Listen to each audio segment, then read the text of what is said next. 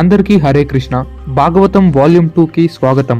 అవును, మనం Bhagavatam first part ని ఎప్పుడో కొన్ని నెలల క్రితం చెప్పుకున్నాం. మళ్ళీ దానికి కంటిన్యూషన్ గా ఇవాళ వాల్యూమ్ 2 అనేది అప్లోడ్ చేస్తున్నాం. కానీ ఇక్కడే ఒక విషయాన్ని మీరు గ్రహించాలి. ఈ వాల్యూమ్ 2 అప్లోడ్ చేయడానికి ఎందుకు ఇంత లేట్ అయింది? ఎందుకంటే ఫస్ట్ వాల్యూమ్ కి మేము అనుకున్నంత సపోర్ట్ అయితే రాలేదు. కానీ మెల్లిమెల్లిగా ఆడియన్స్ గ్యాదర్ అయ్యారు కాబట్టి ఇప్పుడు మళ్ళీ వాల్యూమ్ 2 ని మీకు అందజేస్తున్నాం. అయితే తర్వాత వచ్చే వాల్యూమ్స్ తొందరగా అప్లోడ్ అవ్వాలంటే మీరు ఈ వీడియోకి కొంచెం మంచి సపోర్ట్ ఇవ్వాలి.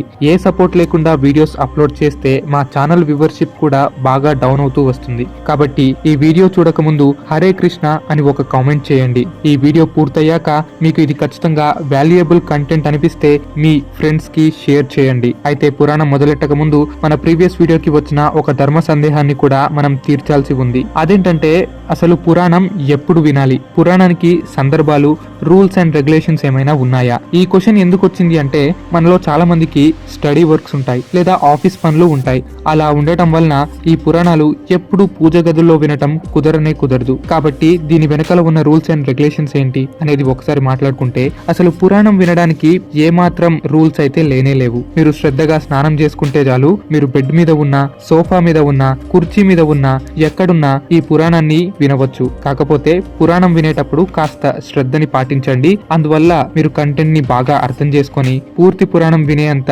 ఇష్టాన్ని పెంచుకోవచ్చు. అయితే ప్రతిరోజు స్నానం కుదరదు కదా, కొన్నిసార్లు అనారోగ్యం పాలవచ్చు. అలాంటి సందర్భాల్లో స్నానం కాకుండా భస్మ స్నానం అంటే విభూతి పెట్టుకొని పురాణం వినండి. అందువల్ల కూడా మనకి ఏ ఇబ్బంది ఉండదు. విభూతి పెట్టుకొని పురాణం వింటే అది నిజంగా చాలా మంచిది కూడా. పగలు రాత్రి అనే భేదాలు కూడా లేవు. మీరు ఎప్పుడు ఖాళీగా ఉంటే అప్పుడు వినవచ్చు. ఇది సాక్షాత్తు పరమేశ్వరుడే మనకి ఇచ్చిన పర్మిషన్. ఎందుకంటే ఇది కలియుగం. రూల్స్, రెస్ట్రిక్షన్స్ అన్ని పాటిస్తూ పోతే అసలు మనం పురాణాన్ని ఎప్పుడు ఎప్పటికీ పూర్తిగా వినలేము. కాబట్టి మీకెప్పుడు వీలుంటే అప్పుడు పురాణాన్ని వినండి. ఇంతకు ముందు మాట్లాడుకున్నట్టే బ్రహ్మదేవునికి 10 మంది కుమారులు జన్మించారు. ఆ 10 మందిలో ఒకరైన వాడు మరీచి. ఆ మరీచి యొక్క పుత్రుడే కశ్యపుడు. బ్రహ్మ బొటనువేలు నుంచి జన్మించిన దక్ష ప్రజాపతికి 60 మంది కుమార్తెలు ఉన్నారు. ఆ 60 మంది కుమార్తెలలో ఎంతో అందమైన మొదటి 13 కుమార్తెలు వారే అదితి, దితి, కళ, ధనయుస, ధను, సింహిక, క్రోధ, ప్రిత, విశ్వ, వినత, కపిల, ముని, కద్రువులు. వీరంతా ఒకేసారి దక్ష ప్రజాపతి వద్దకు వెళ్లారు. వారిని చూసిన వెంటనే దక్షుడికి విషయం అర్థమయ్యింది. మీరంతా ఎవరినో ప్రేమించారు, ఎవరినో వివాహం చేసుకోవాలనుకుంటున్నారు. చెప్పండి, ఎవరు ఆయన అని అడిగాడు. దానికి ఆ 13 కుమార్తెలు, మేము మరీచి కుమారుడైన కశ్యపునికి వివాహం చేసుకోవాలనుకుంటున్నాము అని సమాధానమిచ్చారు. కశ్యపుడు గొప్ప అందగాడు, దానికి సందేహం లేదు. కాని 13 కుమార్తెలు ఒకే భర్తను ఎంచుకుంటే సవతిపోరు ఉంటుంది కదా, దానికి మీలో మీరు గొడవ పడతారేమో అని దక్షుడన్నాడు. దానికి ఆ కుమార్తెలు, లేదు తండ్రి, మేమంతా ఈ సవతిపోరు లేకుండా కలిసిమెలిసి ఉంటాము అని చెప్పారు. అలా 13 కుమార్తెలను వివాహమాడడానికి కశ్యపుడు కూడా ఒప్పుకున్నాడు. అలా ఆ 13 దక్ష కుమార్తెలు మరీచి కుమారుడైన కశ్యపునికి వివాహమాడతారు.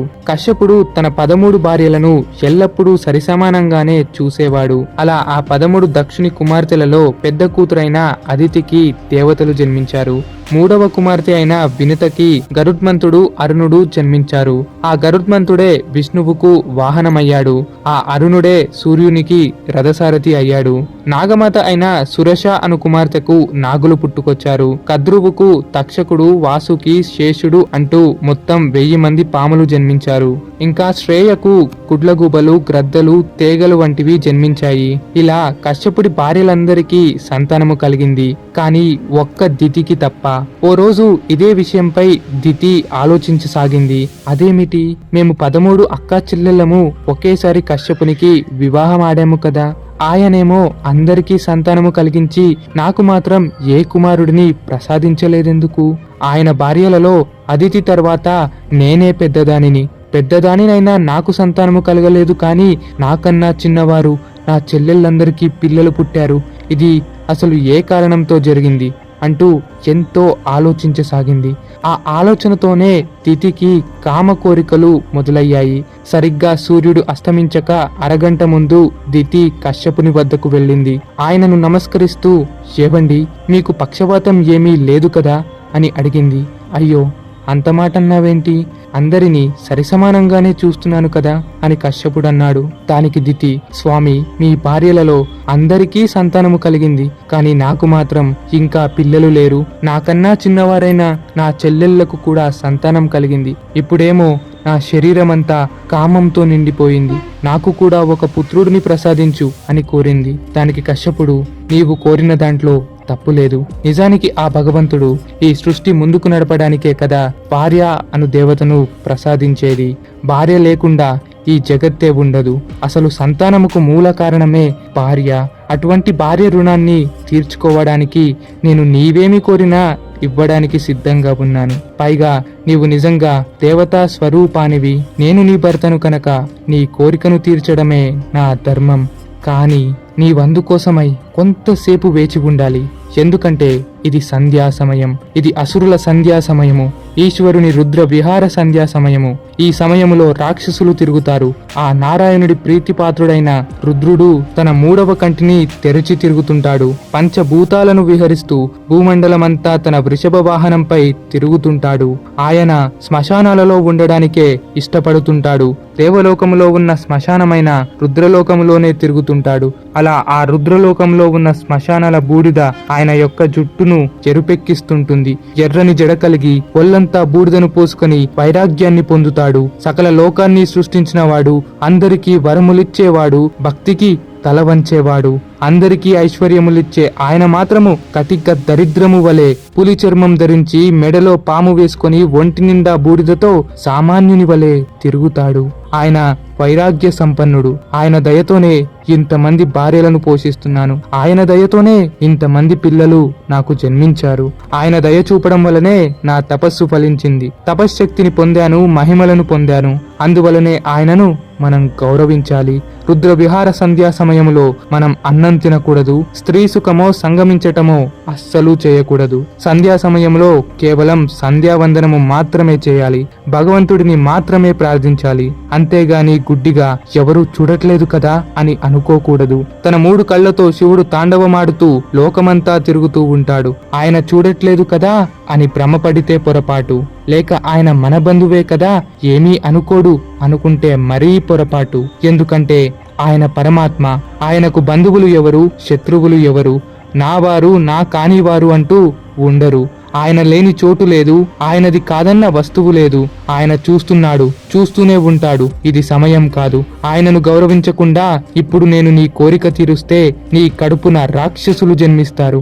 శివుడి దగ్గర ఉండే 2 అనుచరులు నీ గర్భమున చేరి నీ పిల్లలకు రాక్షస లక్షణాలు అందిస్తారు. అలా జన్మించే ఆ పుత్రులు లోక కంటకులవుతారు, దుర్మరణం పొందుతారు.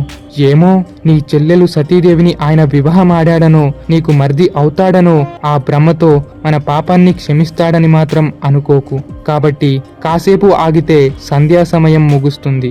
అప్పుడు నీ కోరికను నేను తీరుస్తాను అని అన్నాడు కశ్యపుడు. ఇన్ని చెప్పినా సరే దితి అవేవి వినిపించుకోలేదు. కామంతో నిండి ఉన్న తన శరీరాన్ని అదుపులో పెట్టుకోలేకపోయింది. ఒక్క క్షణము తనని తాను మరిచిపోయింది.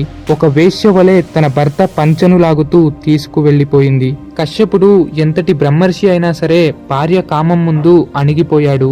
భార్య అంతలా లాక్కుపోతుంటే ఆమె మాటను కాదనలేకపోయాడు. అంతా ఈశ్వరుడి ఇచ్చ అనుకొని తన భార్య కోరికను మన్నించి ఆమెతో సంగమించాడు.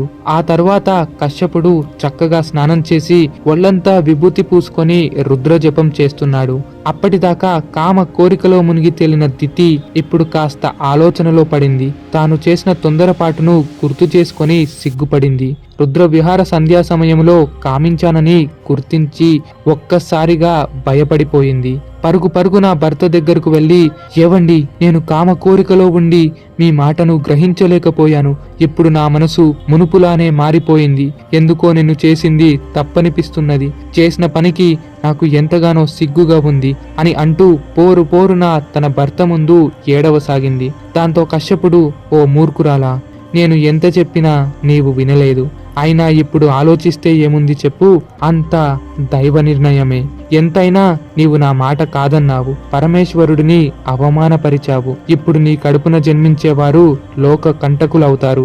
ఆ రుద్రుడి వద్ద ఉన్న భద్ర అభద్ర అను 2 అనుచరులు నీ కడుపున చేరి జన్మించబోయే నీ పుత్రులకు రాక్షస లక్షణాలను అందిస్తారు. నీ పుత్రులు స్త్రీలను, పిల్లలను, దేవతలను, గంధర్వులను అంటూ లోకమంతటా పీడిస్తుంటారు. దేవతలు విష్ణువును ప్రార్థించగా ఆ నారాయణుడు భీకరంగా దిగివచ్చి నీ కుమారులను చంపుతాడు అని అన్నాడు.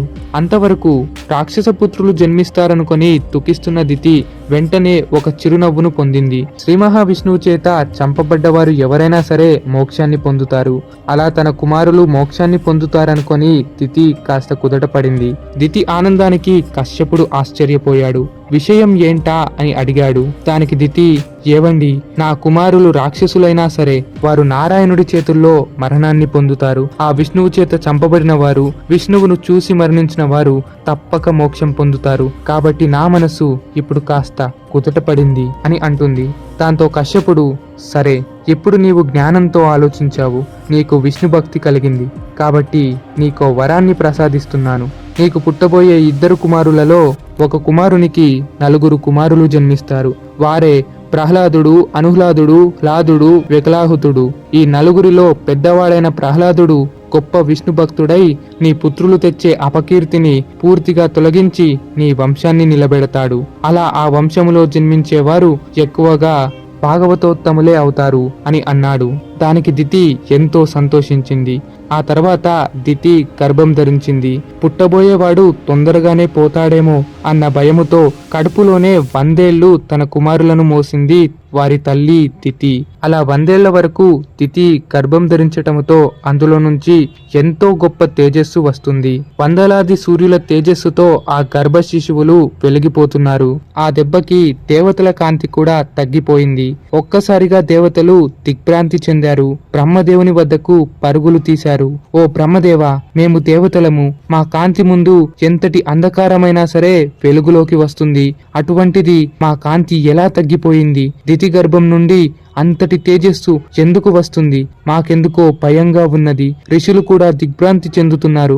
అసలు ఆ గర్భము అంతలా వెలిగిపోవడానికి కారణమేమిటి అని ఆ దేవతలు అడిగారు. దానికి బ్రహ్మదేవుడు అసలు కథ ఏంటో ఇలా వివరించాడు. సృష్టి చేయకముందు బ్రహ్మదేవునికి సనక సనందనులు అను 4 కుమారులు పుట్టారు. అయితే ఈ సనకుడు, సనందనుడు, సనత్ కుమారుడు, సనత్ సుజాతుడు అను 4 ఎప్పుడు 5 ఏళ్ల బాలుడి వలె కనిపిస్తుంటారు. అలా ఒకరోజు వారు వైకుంఠపురానికి బయలుదేరారు. ఆ వైకుంఠపురము పాల సముద్రంలో ఉంది. వైకుంఠానికి 7 ప్రాకారములు ఉన్నాయి. అనగా ఒకదానిలో మరోటి అంటూ ద్వారము వలె ఆ 7 ప్రాకారములు కనిపిస్తుంటాయి. ప్రతి ప్రాకారము కూడా బంగారంతో చేయబడినది. అలా 7 ప్రాకారములో మొదటి ప్రాకారము దాటగానే ఓ పెద్ద వనం కనబడుతుంది. ఆ వనమును నిశ్రేయస వనము అని అంటారు. అందులో ఎన్నో పళ్ళు, పూలు కనబడుతుంటాయి. ఎన్నో కల్పవృక్షాలు ఉంటాయి. ఎందరో మహానుభావులు గొప్ప గొప్ప సంగీతములు పాడుతూ కనబడుతుంటారు. అక్కడే 2వ ప్రాకారము దగ్గరలో మందరవనం చోటున ఓ చిన్న కొలను కూడా ఉంచాడు మహావిష్ణువు. అక్కడ ఉండే చెరువులో అమృతం ఉంటుంది. అమృత చెరువు చుట్టూ అంతా చలువురాళ్లతో నిండి ఉంటుంది. ఆ చలువురాళ్లపై పువ్వులు పరుచుకొని అప్పుడప్పుడు లక్ష్మీదేవితో ముచ్చట్లాడుతాడు మహావిష్ణువు. ఆ ముచ్చట్లతో లోకమంతటా శుభసుఖనాలు కురుస్తూ ఉంటాడు నారాయణుడు. అలా ఆ వనం వరకు చేరిన సనక సనందనులు అత్యద్భుతంగా విష్ణువును కీర్తించసాగారు. ఆహా, ఇది కదా మోక్ష స్థలం అంటే, ఏమి అద్భుతమో అంటూ అక్కడి విష్ణులీలలను, కనబడుతున్న ప్రతి చెట్టును, చూసే ప్రతి జంతువును వారు కీర్తిస్తూ ముందుకు వెళ్లసాగారు. ఎన్ని పుష్పాలు కనబడినా ఒక్కటి తలపై పెట్టుకోలేదు. అన్ని నారాయణుడి కోసమే అంటూ ముందుకు నడిచారు. అలా వారు 6 ప్రాకారాలు దాటారు. 7వ ప్రాకారము దాటిన వెంబటే విష్ణువుకు సంబంధించిన 4 భవనాలు కనిపిస్తాయి. అలా ఆ సమయంలో మహావిష్ణువు ఏకాంత మందిరంలో ఉన్నాడు. అలా సనక సనందనులు 6 ప్రాకారములు దాటగానే 7వ ప్రాకారం వద్ద 2 వ్యక్తులను చూశారు. వారు అచ్చం విష్ణు వలె కనబడుతున్నారు. వారే జయ, విజయ అని పేరు కలిగిన ద్వారపాలకులు. జయుడు విష్ణువుకు కుడివైపు ఉంటే విజయుడు ఎడమవైపు ఉండేవాడు. ఆ జయ విజయులు ఇద్దరూ విష్ణువు వలె మెరిసిపోతున్నారు. విష్ణువులానే 4 చేతులని పొంది ఉన్నారు. ఆ 4 చేతుల్లో కూడా శంఖచక్ర గదా పద్మాలను ధరించారు. అలా ఆ జయ విజయులు ఇద్దరూ 5 ఏళ్ల బాలుడి వలె కనిపిస్తున్న సనకసనందులను చూసి ఆశ్చర్యపోయారు. ఏమిటి, ఈ కుమారులు అసలు 6 ప్రాకారములు ఎలా దాటి వచ్చారు? ఆ ప్రాకారము యొక్క పాలకులు ఎలా రానిచ్చారు అని కళ్ళు ఎర్ర చేసుకొని లోపలకు వెళుతున్న సనకసనందులను వారి చేత ఉన్న కర్రలతో అడ్డుకున్నారు. ఆగండి, ఎవరు మీరు? ఎంతో తపశ్శక్తి ఉంటే గాని ఇక్కడ వరకు రాలేరు. విష్ణు అనుగ్రహం పొందకుండా ఎవరు పడితే వారు లోనికి వెళ్ళరాదు. చూడటానికి మీరు చిన్న పిల్లల వలె ఉన్నారు అంటూ వివిధ రకాలుగా హేళనపరిచారు జయ విజయులు. దాంతో సనకసనందనులు ఒక్కసారిగా ఆగ్రహానికి గురయ్యారు. ఏమిటిది? ఇది వైకుంఠమేనా?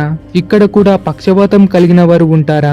అంతటి మహావిష్ణువు అనుగ్రహం లేకుండానే మేము ఇక్కడ వరకు రాగలుగుతామా? ఎంతటి అజ్ఞానము, ఎంతటి అహంకారము! నా వాళ్ళు, నా కాని వాళ్ళు అన్న భేదబుద్ధులు సామాన్యులకు మాత్రమే ఉంటాయి. మమ్మల్ని పక్షవాతంతో తీసివేశారు, మాపై కక్ష చూపారు. ఇది రాక్షస గుణం, రజోగుణం. వెళ్ళండి, వెళ్లి భూమిపై రాక్షసుల్లా జీవించండి. నిరంతరం విష్ణువును ధ్యానించే మమ్మల్నే నిందించిన మీరు ఆ విష్ణువుకే శత్రువుగా భూమిపై పుట్టండి అంటూ శపించారు ఆ సనక సనందనులు. ఆ మాటతో జయ విజయులు ఇద్దరూ ఒక్కసారిగా వణికిపోయారు. ఓ మహానుభావులారా, మీరింతటి తపశ్శాలులని మేము గ్రహించలేకపోయాము. అహంకారముతో ఎంతో కఠినంగా ప్రవర్తించాము. దయచేసి మా తప్పును మన్నించి మీ శాపాన్ని వెనక్కి తీసుకోండి అంటూ జయ విజయులు ఇద్దరూ వేడుకున్నారు. దాంతో సనకసనందనులు ఓ చిన్ని నవ్వుతో, మీరు 3 జన్మలు రాక్షసులుగా విష్ణువుని వ్యతిరేకించి విష్ణువు చేతే చంపబడి తిరిగి వైకుంఠానికి వస్తారు అంటూ వరమిచ్చారు. అలా జయ విజయుల ఏడుపు, సనకసనందుల శాపం అంతా విన్న విష్ణువు తన దూతలతో నివాసులతో కలిసి అక్కడకు వచ్చాడు. అలా విష్ణువు అత్యంత సౌందర్యముతో వెలిగిపోతున్నాడు. ఇంతకు ముందు ఎన్నోసార్లు ఎందరో వ్యక్తులు విష్ణువును చూసినా సరే అన్నిసార్లు కన్నా అత్యంత అద్భుత అందముతో కనపడ్డాడు ఆ నారాయణుడు. ఆ మరు క్షణమే అనేక తలలు, అనేక చేతులు, అనేక తలలకు అనేక కిరీటాలు, అనేక చేతులకు అనేక ఆయుధాలను ధరించి మెరిసిపోతున్నాడు మహావిష్ణువు. తల, నోరు, ముక్కు, జుట్టు అంటూ ప్రతి అవయము అందముతో అత్యద్భుతంగా మెరిసిపోతున్నది. చేతులకి కంకణాలు, నడుముకు వడ్డానం, ఆ వడ్డానముకు బంగారు గంటలు, కాళ్లకు నూపురాలు అంటూ విష్ణువు కని విని ఎరగని రూపంతో కనబడుతున్నాడు. నడుము నుండి పద్మము బయటకు వచ్చింది. ఆ పద్మములో నుండి బ్రహ్మదేవుడు, అటు పక్క నుండి ఇతర దేవతలు సైతం కనపడ్డారు. దాంతో సనకసనందనులు వెంటనే విష్ణువు యొక్క కాళ్ల మీద పడ్డారు. ఓ వాసుదేవ, పరంధామ, మా జన్మ పుణ్యము చేశావు. బ్రహ్మాది దేవతలు సైతం నీ కాలి గోటి దర్శనము పొందలేకపోతుంటే నీ యొక్క అత్యద్భుత రూపమును మాలాంటి సామాన్యులకు, క్రోధాన్ని అదుపు పెట్టలేని మాకు నీవు దర్శనమిచ్చావు. మమ్మల్ని క్షమించు, మేము మా క్రోధాన్ని అణచలేకపోయాము అంటూ వేడుకున్నారు. దాంతో విష్ణువు, ఓ మహాత్ముల్లారా, నా నామస్మరణ చేసిన వారు, నా కథ విన్నవారు ఎవరైనా సరే నా అనుగ్రహాన్ని పొంది నరకమును సైతం దాటి నన్ను చేరగలరు. ఈ వైకుంఠానికి అసలు అంతటి పేరు, ప్రాధాన్యత మీ అటువంటి మహాత్ముల వల్లనే వచ్చింది. అందరినీ తరింపజేసే శక్తి వైకుంఠానికి ఉన్నప్పటికీ ఆ వైకుంఠ శక్తి మాత్రం మీలాంటి మహాత్ముల వల్లనే వచ్చింది. అటువంటి మిమ్మల్ని అపచారం ఎవరు చేయగలరు? మీలాంటి వారిని చులకన చేసిన ఈ జయ విజయులకు మీరు సరైన శిక్షనే విధించారు. మీ శాపాన్ని అంతము చేసే శక్తి నాకు ఉన్నా సరే నేనా పని చేయను. వీరు తప్పక ఆ శిక్ష అనుభవిస్తారు. అంతేగాని మీ శాపానికి నేనేమీ దుఃఖించట్లేదు అన్నాడు నారాయణుడు. దానికి సనకసనందనులు ఆశ్చర్యపోయారు. అదేమిటి, నారాయణుడు మమ్మల్ని పొగుడుతున్నాడా, లేక ఇందులో వేరే అంతర్యం ఏమైనా ఉందా? ఈయన మమ్మల్ని అనుగ్రహించాడా, లేక మా పట్ల ఆగ్రహించాడా, లేక మన గర్వంపై పరీక్షిస్తున్నాడా అని కాసేపు ఆలోచించారు. అప్పుడే వారికి అర్థమయ్యింది, విష్ణువు కేవలం అనుగ్రహించట్లేదు, వారిలోని లోపాన్ని గుర్తు చేస్తున్నాడు. సహజంగా మన ఇంటికి ఎవరైనా వస్తే వారిని చక్కగా లోపలికి పిలిచి అతిథి మర్యాదలు చేస్తాము. అలా కాకుండా వారితో బయటే తలుపు వద్ద నిలబడి మాట్లాడుతున్నామంటే వాళ్ళని మనం లోనికి రావద్దన్న సందేశాన్ని చెప్పకనే చెబుతున్నాం. విష్ణువు కూడా సనకసనందులను లోనికి పిలవకుండా బయటే ఉంచి మాట్లాడుతున్నాడు. ఇక్కడ సనకసనందులు చేసిన తప్పేంటి అని అడిగితే జయ విజయులు ఏదో తొందరపాటుతో విర్రవీగారు. కానీ మహాతపశ్శాలులైన సనకసనందులు కూడా అదే క్రోధంను పొంది శపించటం అంతకన్నా పొరపాటే అవ్వింది. అలా సనకసనందులకు అర్థమయ్యింది, వాసు వాసుదేవుడు మమ్మల్ని లోనికి రావద్దని చెప్పకనే చెప్పాడు అని ఆ సనక సనందనులు గ్రహించి పైకి చెప్పకుండా, ప్రభు మాకు అర్థమయ్యింది, ఇందులో మా తప్పు కూడా ఉంది. ఇంకా మళ్ళీ మా తపస్సును మొదటి నుండి ఎంతో కష్టముతో కొనసాగిస్తే తప్ప ఇక్కడ వరకు చేరలేము. మళ్ళీ నీ నామస్మరణతో ఇంద్రియాలు అదుపు చేసుకొని తపస్సు కొనసాగిస్తాము. కానీ ప్రభు, ఈ శాపానికి అసలు కారణమేమిటి? ఇందులో మా శక్తి కూడి ఉందా లేక మీ శక్తి కూడి ఉందా అని అడిగారు. దానికి చిరునవ్వుతో విష్ణువు, ఇదంతా నా సంకల్పమే. కామ క్రోధం వలన ఎంతటి వాడైనా నశించక తప్పదు. అలానే మీ క్రోధంతో జయ విజయులు సైతం శపించబడ్డారు. అలానే మీ తొందరపాటుకు మీరు వైకుంఠ అర్హతను పోగొట్టుకున్నారు. ఇదంతా నా సంకల్పమే, దీనికి మీరు బాధపడవలసిన పని లేదు అని అన్నాడు. దానికి సనక సనందులు, ప్రభు, ఇక ఈ జయ విజయుల శాపాన్ని అలానే ఉంచుతావో లేక వారిని శాపం నుండి విముక్తి చేస్తావో అంతా మీ ఇష్టం అని అన్నారు. ఓ మహాత్ములారా, నేను తలచుకుంటే వీరి శాపాన్ని అంతం చేయగలను, కానీ అలా చెయ్యను. మీలాంటి మహాత్ముల శాపం వృధా కాకూడదు. అయితే మీ ఈ శాపము కేవలం నా పాలకులకే కాదు, యజమానినైనా నాకు కూడా వర్తిస్తుంది. ఎందుకంటే యజమాని ఇంట్లో పనివాడో పాలకుడో ఎవరైనా సరే ఆ తప్పులో భాగం యజమానికి కూడా అంటుతుంది.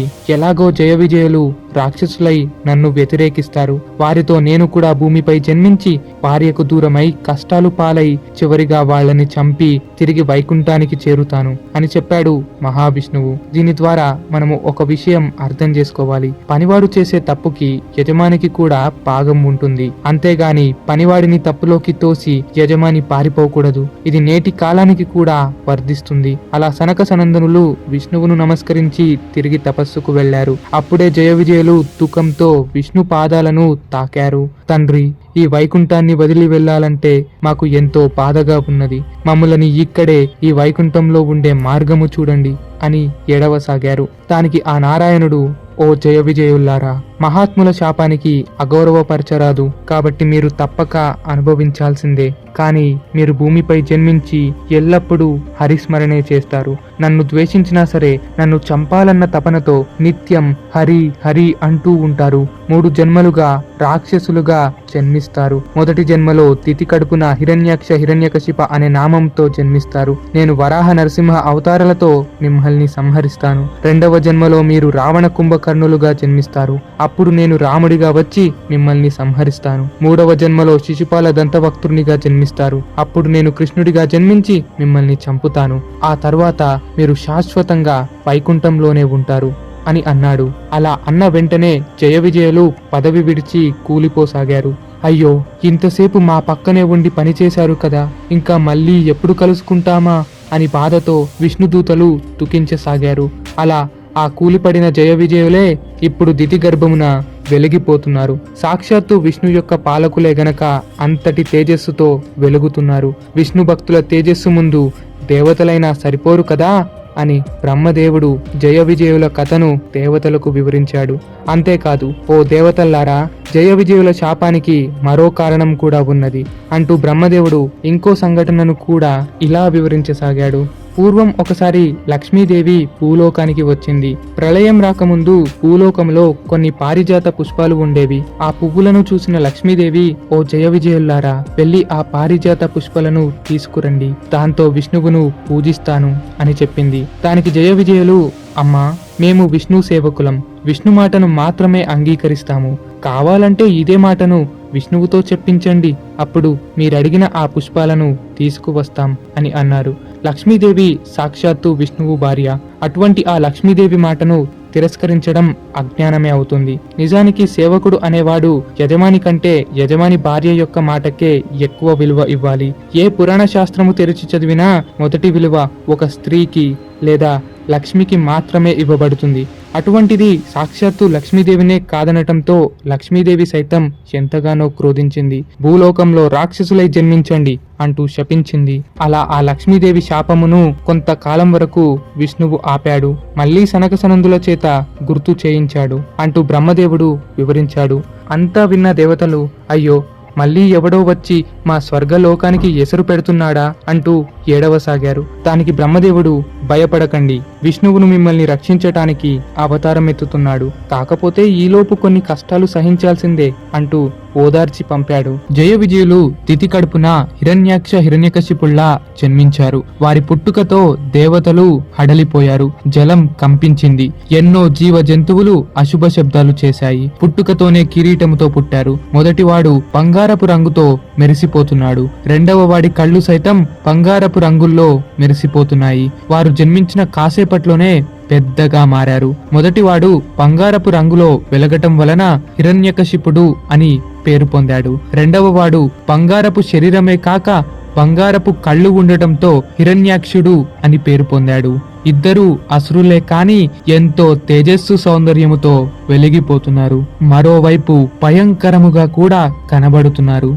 ఇద్దరు రాక్షసులు బ్రహ్మ వద్ద వరాలు పొంది దేవతలను సైతం పీడించటం మొదలెట్టారు. హిరణ్యాక్షుడు తన బల ప్రదర్శనతో దేవతలను సైతం తరిమేవాడు. ఓ రోజు అలానే తన బ్రహ్మ వరముతో తన కాలితో భూదేవిని రసాతలంలోకి తన్నాడు. భూమి రసాతలంలోకి మునిగింది. ఏరా, అసలు నన్ను ఓడించేవాడు ఈ లోకములో ఎవరు లేరా అని హిరణ్యాక్షుడు అతి గర్వముతో తన పెద్ద తల్లి అదితి కుమారులైన దేవతలపై యుద్ధానికి వెళ్ళాడు. అలా స్వర్గలోకములోకి వెళ్లిన హిరణ్యాక్షుడికి అక్కడ ఎవ్వరూ కనపడలేదు. తన రాకను గమనించి దేవతలంతా ముందే పరుగులు తీశారు. హిరణ్యాక్షుడు స్వర్గమంతా తిరిగి ఇంద్రాది దేవతలపై అరిచినా సరే ఎవ్వరూ పలకలేదు.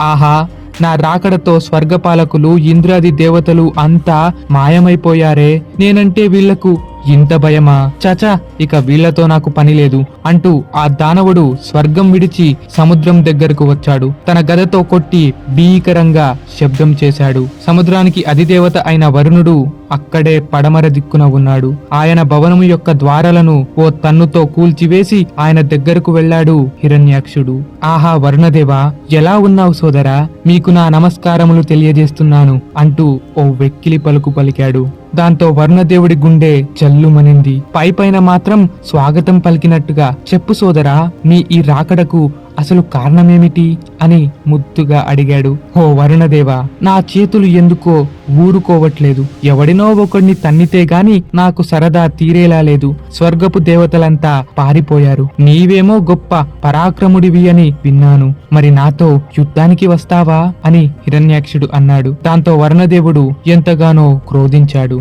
కాని యుద్ధానికి కాలు దువ్వకుండా ఈ దానవుడిని నేను ఓడించలేను అని గ్రహించి తెలివిగా ఇలా అన్నాడు. ఓ హిరణ్యాక్ష, ప్రస్తుతానికి నేను యుద్ధం చేయలేను. అయినా నీతో యుద్ధం చేసేంత శక్తి కూడా నాలో లేనేలేదు. కానీ నీ అహంకారాన్ని వణచడానికి, నీ బల పరాక్రమాలకు సాటి చెప్పడానికి ఒకే ఒక్క వీరుడున్నాడు. ఇప్పుడిప్పుడే బ్రహ్మ ముక్కులో నుంచి బయటకు వచ్చి నీరు ఆకాశము అంతా కప్పివేసి రసాతలములో మునిగిన భూమిని కాపాడడానికై బయలుదేరాడు. నీవు అతనితో పోరాడితే నీకు అంతం తప్పదు. నీ గర్వాన్ని చీల్చి చెండాడుతాడు అని అన్నాడు ఆ వరుణదేవుడు. వరుణుడి మాటలు హిరణ్యాక్షుడు పెద్దగా పట్టించుకోలేదు. కాని తనతో పోరాడేవాడు ఒకడు ఉన్నాడని తెలిసి సంతోషించాడు.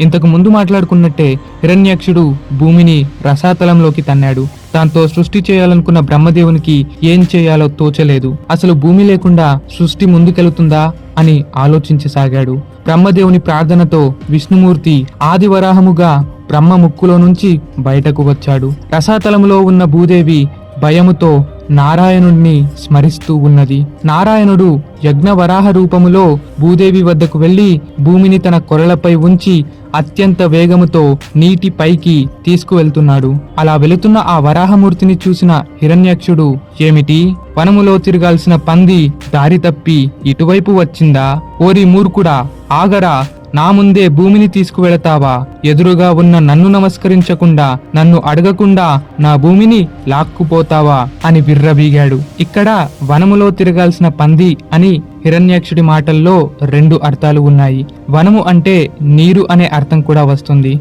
అడవిలో తిరిగే పంది అని హిరణ్యాక్షుడు తిడితే, నీటిలో తిరిగే పంది అని విష్ణువుకు ప్రార్థన అయ్యింది. హిరణ్యాక్షుడు అంతటితో ఆగకుండా ఎన్నో మాటలతో తిట్టసాగాడు. ఓరి దొంగ, నా భూమిని ఎత్తుకు వెళతావా? నీ అంతు చూస్తాను అంటూ యుద్ధానికి కాలు దువ్వాడు. కాని ఆ వరాహమూర్తి ఓ చిన్న నవ్వు నవ్వి ఏమీ పట్టించుకోకుండా ముందుకు నడవసాగాడు. భూదేవిని క్షేమంగా నీటిపైకి తీసుకువెళ్లి నీటి ఉపరితలంపై భూమిని ఉంచి తిరిగి హిరణ్యక్షుడి దగ్గరకు వచ్చాడు. ఓరి రాక్షస, యుద్ధానికై తెగ తొందర పడుతున్నావే. నీకు యుద్ధమే కావాలనుకుంటే ఇక కాసుకో అంటూ ఓ గదను ధరించాడు వరాహమూర్తి. అప్పుడే దేవతలంతా ఆ గదపై పువ్వుల వర్షం కురిపించారు. కౌమోదకి అని ఆ గదకి నామకరణం చేశారు. కు అనబడే భూమికి మొదమును కలిగించటం అనగా ఆనందం కలిగించటం వలన ఆ గదకి కౌమోదకి అనే పేరు పెట్టారు దేవతలు. అలా వరాహమూర్తి గదను చేతబట్టి హిరణ్యాక్షుడిపై ఒక్క దూకు దూకాడు. ఇద్దరూ భీకరంగా యుద్ధం కొనసాగించారు. వారి వారి గదా శబ్దాలకి 3 లోకాలు సైతం కదిలిపోయాయి. సముద్రమంతా అల్లకల్లోలము చెందింది. ఇద్దరు ఒక్కసారిగా మీద పడి దూకి ఒకరిని ఒకరు ఢీకొని మళ్లీ 8 అడుగులు వెనక్కి పడి యుద్ధం కొనసాగిస్తున్నారు. ఎందుకో కాస్త దుశ్శకునాలు కనబడుతున్నాయి. దేవతలకు మహావిష్ణువుపై నమ్మకము ఉన్నా సరే కాస్త వణికిపోయారు. మహావిష్ణువు ఆ దానవుడిపై ఏమైనా పక్షవాతము చూపుతున్నాడా అని భయపడ్డారు. అవును, పూర్వజన్మలో హిరణ్యాక్ష హిరణ్యకశిపులు ఇద్దరూ సాక్షాత్తు విష్ణు భక్తులు.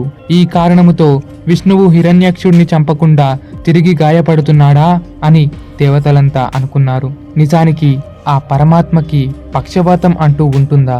లేదు కదా. అంతా తన మాయే, అంతా తన లీలే. దాంతో బ్రహ్మదేవుడు ప్రత్యక్షమై, స్వామి, నీవు తలుచుకుంటే ఈ రాక్షసుడెంత? ఓ బాలుడి వలె వీడితో ఇంతసేపు యుద్ధం చేయటమా? చాలు స్వామి, నీ ఆటలు చాలించు. వీడిని తొందరగా అంతం చేయి. మరి కాసేపట్లో అసుర సంధ్యా సమయము వస్తుంది. దాంతో ఈ దానవుడు మరింత విజృంభించి రేపటిదాకా యుద్ధం చేస్తూనే ఉంటాడు. కావున నీవు ఈ రాక్షసుడిని తొందరగా చంపివేయు అని అన్నాడు. అయితే ఇవన్నీ ఆ విష్ణువుకు తెలియదా, లేక మరెవరో చెప్పాలా? ఆయనేదో కాసేపు తన లీలలతో దేవతలను ఆట పట్టించాడే తప్ప ఆ పరమాత్మ తలుచుకుంటే ఈ దానవుడెంత? ఇక మరో పక్కన దేవతల మాటలు విన్న హిరణ్యాక్షుడు మరింత క్రోధానికి గురి అయి తన గదతో వరాహమూర్తిపై ఒక్క దెబ్బ కొట్టాడు. దాంతో వరాహమూర్తి చేతునున్న ఆ గద జారిపోయి నీటిలో పడిపోయింది. దాంతో దేవతల గుండె బద్దలయ్యింది. ఎందుకంటే ఆ మహావిష్ణువు గదను పోగొట్టడం ఇంతకు ముందెప్పుడు జరగనేలేదు.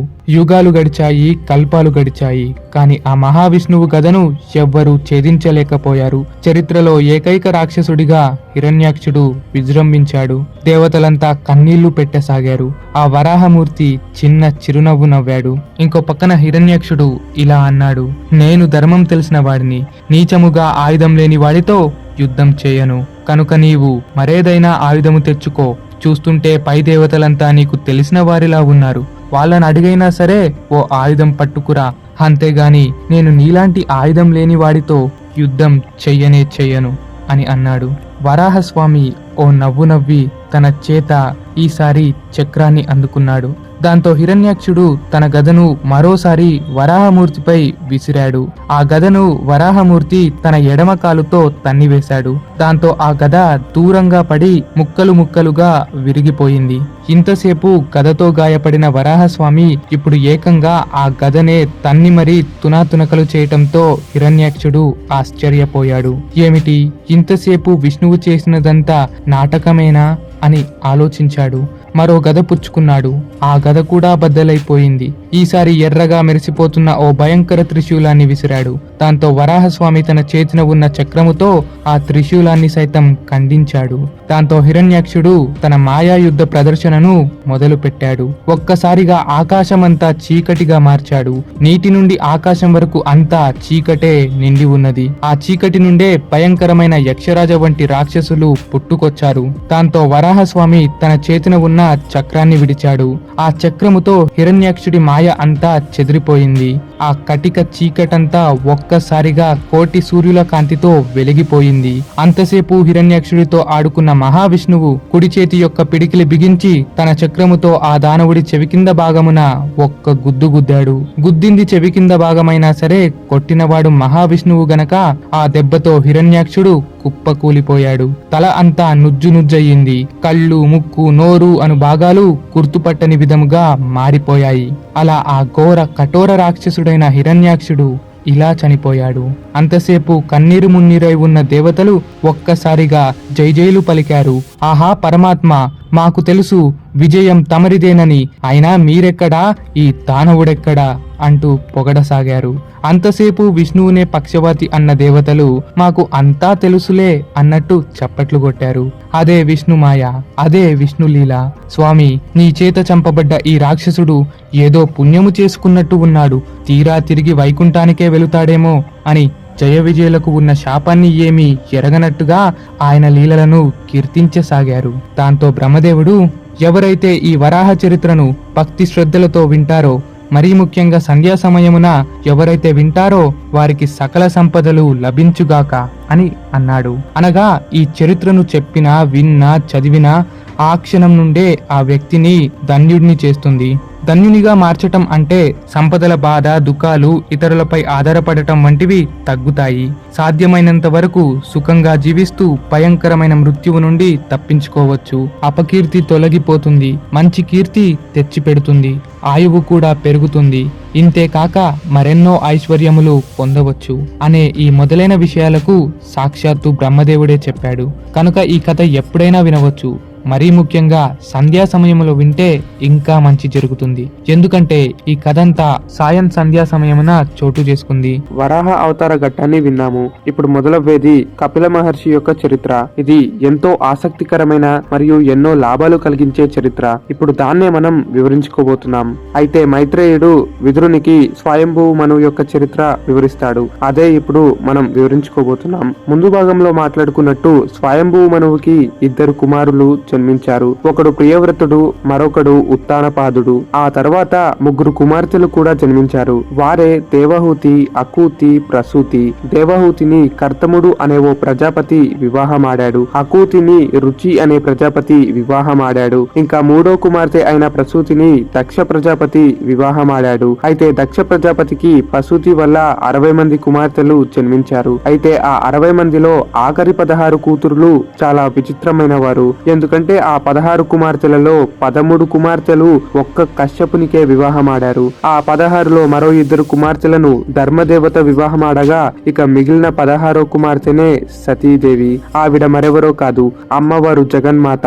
బ్రహ్మ ఆజ్ఞ అనుసారం ఆ సతీదేవిని శివుడికిచ్చి వివాహం చేశాడు తండ్రి దక్షుడు. ఇక్కడ వరకు బాగానే ఉంది. అయితే స్వయంభువు మనువు మొదట తన కూతురు దేవహూతిని ఎలా వివాహం చేయాలా అనే ఆలోచనలో ఉండగా ఆ మహావిష్ణువే అక్కడికి ప్రత్యక్షమై, నీ కుమార్తె దేవహూతి సామాన్య స్త్రీ అయితే కాదు, ఆమె కడుపున నేను జన్మించబోతున్నాను. కాబట్టి నీ కుమార్తెను మహాత్ముడైన కర్తముడికిచ్చి వివాహం చేయు. నేను ఆ దేవహూతి కడుపున జన్మించి ఈ లోకానికి సాంఖ్య యోగమును వ్యాపించేలా చేస్తూ ధర్మస్థాపన చేస్తాను అని స్వయంభువు మనువుతో అన్నాడు. దాంతో ఆ స్వయంభువు మనువు తన భార్య ఇంకా కూతుర్ని వెంటబెట్టుకుని కర్తమ ప్రజాపతి వద్దకు వెళ్లారు. అయితే ఈ కర్తమ ప్రజాపతి ఎవరో కాదు, సాక్షాత్తు బ్రహ్మమానస పుత్రుడు.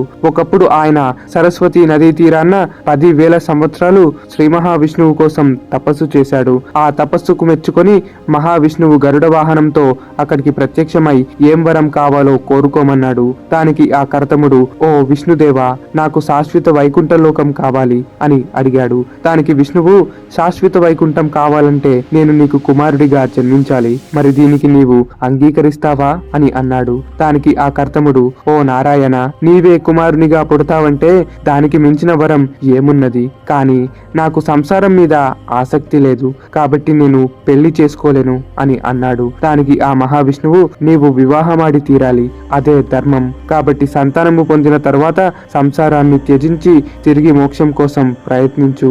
నీకు భార్యగా స్వయంభువు మను యొక్క కుమార్తె అయిన దేవహూతి రాబోతుంది. ఆమెను వివాహం చేసుకున్న తర్వాత నీ జీవితం ధన్యమవుతుంది అని చెప్పాడు. దానికి ఆ కర్తముడు అంగీకరించాడు. ఇక మహావిష్ణువు మహావేగముతో గరుడ వాహనంపై తిరిగి వెళ్లిపోయాడు. అప్పటి నుండి స్వయంభువు మనువు కోసం ఎదురు చూస్తూ ఉండిపోయాడు కర్తముడు. అలా ఒకరోజు స్వయంభువు మనువు తన కూతుర్ని వెంటబెట్టుకుని కర్తముడి దగ్గరకు వచ్చాడు. కర్తముడు వచ్చిన వారికి అతిథి సత్కారములు చేశాడు. స్వయంభువు మనువు యొక్క కూతురు దేవహూతిని చూసి చూడగానే ఇష్టపడ్డాడు కర్తముడు.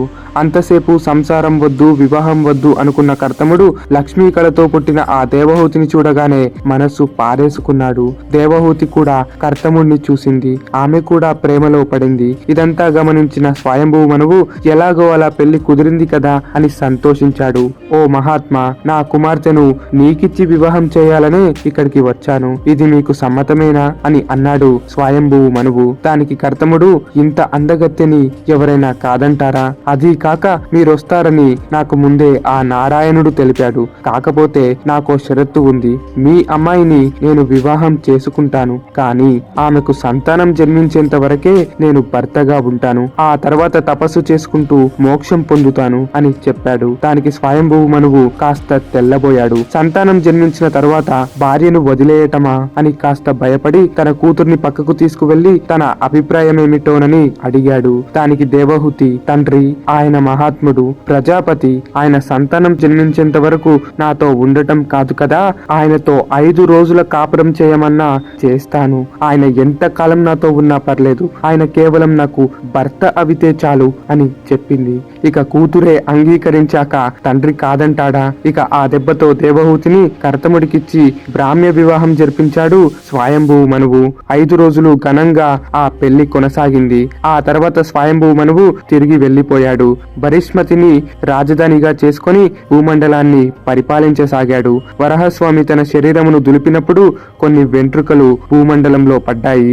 ఆ ప్రదేశమే భరిష్మతిగా పేరు పొందింది.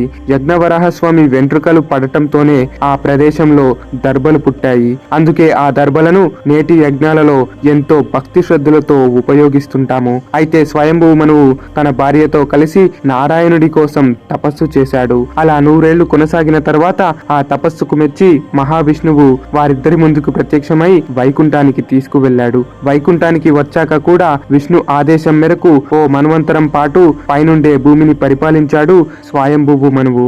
ఆ తర్వాత కర్తముడి భార్య అయిన దేవహూతి తన భర్తకు ఎన్నో సేవలు చేస్తూ ఉండేది.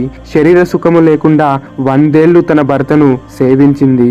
ఎంతో బక్కచిక్కిపోయింది. దాంతో కర్తముడు ఆశ్చర్యపోయి, ఓ సుందరి, నేనేదో నిన్ను పరీక్షించడానికి నీతో సేవలు చేయించుకుంటున్నాను, కానీ నీవు చెక్కు చెదరకుండా 100 ఏళ్లు నన్ను సేవిస్తూ వచ్చావు. ఇంత అందమైన స్త్రీవి, కటిక నేల మీద పడుకున్నావు. బక్క చిక్కిపోయి కూడా నా పట్ల గౌరవం చూపుతూ సేవిస్తున్నావు. నీ సేవకు నేను మెచ్చి తిని ఏం కావాలో కోరుకో అని అన్నాడు. దానికి భార్య దేవహూతి, ఓ మహాత్మా, నీవు యోగివని నన్ను పరీక్షిస్తావని నాకు తెలుసు. ఈ 100 ఏళ్లు నాకు ఎటువంటి శరీర సుఖము లేదు, కాబట్టి నాకు నీ ద్వారా శారీర సౌఖ్యం ఇంకా సంతానం కావాలి అని అడిగింది. దాంతో కర్తముడు అంతే కదా అని తన భార్య కోరికను అంగీకరించాడు. అప్పుడే ఓ మహా అద్భుతం జరిగింది. బిందు సరస్సు నుండి ఓ 1000 మంది అందగత్తె స్త్రీలు పుట్టుకొచ్చారు. పూర్వం కర్తముడి ముందు శ్రీ మహావిష్ణువు ప్రత్యక్షమైనప్పుడు కర్తముడి కళ్ళ నుండి ఆనంద పాష్పాలు వచ్చాయి. ఆ ఆనంద పాష్పాలు ఓ సరోవరంగా మారాయి. కంటి బిందువులతో సరోవరం ఏర్పాటు అవ్వడం వల్ల ఆ సరోవరానికి బిందు సరస్సు అనే పేరు వచ్చింది. ఆ బిందు సరస్సు నుండే 1000 మంది అందగత్తెలు దేవహూతి ముందు ప్రత్యక్షమై, అమ్మా, నీవు కర్తముడిని సేవిస్తూ బక్కచిక్కిపోయావు. శరీరమంతా మట్టి అంటి ఉన్నది, కాబట్టి నీవు ఇలా కర్తముడి ముందు వెళ్ళకూడదు కదా అంటూ దేవహూతిని తీసుకొని ఆ సరస్సులోనే అద్భుత మంగళ స్నానం చేయించారు. ఒళ్ళంతా గంధము పూశారు. అలా స్నానము పూర్తి కాగానే అదే సరస్సు నుండి మరో 1000 మంది పుట్టుకొచ్చి రకరకాల నగలు అందిస్తూ అందంగా దేవహూతిని అలంకరించారు. మరో స్త్రీ వచ్చి దేవహూతిని అందంగా దువ్వి 3 జడలు వేసింది. నిజానికి పాతకాలంలో పెళ్లైన భార్యలకి 3 జడలు వేసేవారు. భార్యాభర్తలు కలిసి విమానంలో తిరిగేటప్పుడు 2 జడలు వేసేవారు. భార్యాభర్తలు ఇద్దరు వేరే వేరే చోటున ఉంటే మాత్రం భార్యలకు 1 జడే ఉండేది. ఇవి 3 రకాల జడలు అని అనుకోవచ్చు, కానీ ప్రస్తుత కలియుగంలో ఇవి ఎవ్వరూ పాటించట్లేదు. అలా చెయ్యకపోవడం కూడా మహా దోషమే అని పురాణాలు చెబుతున్నాయి. భర్త చనిపోయినప్పుడో లేక ద్రౌపదీదేవి వస్త్రాపహరణలో పొందిన కష్ట సమయంలో సమయంలోనే జుట్టు విడదీయాలి. పొద్దున చేసే స్నానం నుండి సాయంత్రము దాకా జుట్టు విడదీయవచ్చు, కానీ సూర్యాస్తమయానికి జుట్టు విడదీయరాదు. అలా చేస్తే అది నరకానికి దారితీస్తుంది. పిశాచి లక్షణాలు పెరుగుతాయి కూడా. అందుకే దేవహూతికి 3 జడలు వేశారు ఆ సరస్సు నుండి పుట్టిన స్త్రీలు. అప్పుడే ఓ దివ్యమైన తెల్లని బంగారపు తేజస్సుతో ఉన్న విమానం అక్కడికి ప్రత్యక్షమైంది. కొందరు నవయవ్వనములో ఉన్న స్త్రీమూర్తులు అక్కడికి వచ్చి మంగళహారతి ఇస్తూ సుగంధ ద్రవ్యాలు పోసి ఎన్నో మంచి మంచి అలంకారాలు చేసి దేవహూతిని విమానంపైకి ఎక్కించారు. అలా దేవహూతి విమానములో చేరగానే ఇంద్రుడిని మించిన అందగాడు అక్కడ కనబడ్డాడు. గొప్పగా మెరిసిపోతున్నాడు. అతడే తన భర్త కర్తముడు. తన భర్త కర్తముడి తపశ్శక్తికి దేవహూతి సైతం ఆశ్చర్యపోయింది. అలా 1000 ఏళ్లు తన భార్యను సుఖపెట్టాడు కర్తముడు. ఈ 1000 ఏళ్లు పూర్తయ్యే సమయమున కర్తముడు 9 వేరు రూపాలలో 9 సార్లు తన భార్యకు గర్భం ప్రసాదించాడు. అలా ఒకేసారి 9 మంది ఆడపిల్లలకు జన్మనిచ్చింది తల్లి దేవహూతి. ఆ 5 కుమార్తెలు అచ్చం కర్తముడి పోలికను కలిగి ఉన్నారు. తల్లి పోలికతో జన్మించే కుమారులు, తండ్రి పోలికలతో జన్మించే కుమార్తెలు యోగ జాతకులవుతారు. అందమైన ఆ 9 కుమార్తెలకు కళ, అనసూయ, శ్రద్ధ, అవిర్భువు, గతి, క్రియ, ఖ్యాతి, అరుంధతి, శాంతి అని నామకరణం చేశాడు కర్తముడు. ఆ తర్వాత కర్తముడు సంతానం జన్మించారు కదా, ఇక నేను తపస్సుకి వెళ్ళిపోతున్నాను అని అన్నాడు. ఆ మాటతో భార్య ఏడుస్తూ, ఓ మహాత్మా, నేను మీ అంతటి యోగిని కేవలం కామము తీర్చమని కోరాను. అది నా మూర్ఖత్వం. శరీర సుఖం శాశ్వతమా లేక అది లాభమేనా? కాదు కదా. నాకు మోక్షం కావాలి. ఇంతకు ముందు మా తండ్రి గారు నా కొడుకుతోనే నాకు మోక్షం లభిస్తుంది అని చెప్పారు. ఆ తర్వాత ఆ నారాయణుడు ఇంకా మీరు కూడా అదే అన్నారు. కాబట్టి నాకు మోక్షం తెలిపే కుమారుడిని ప్రసాదించి మీరు తపస్సుకు వెళ్ళండి అని వేడుకుంది. దేవహూతి మాటలతో మహావిష్ణువు ఇచ్చిన వరాన్ని గుర్తు తెచ్చుకున్నాడు కర్తముడు. తన భార్య దేవహూతితో ఓ సంవత్సరం పాటు ఓ మంచి వైష్ణవ యాగం చేయించాడు.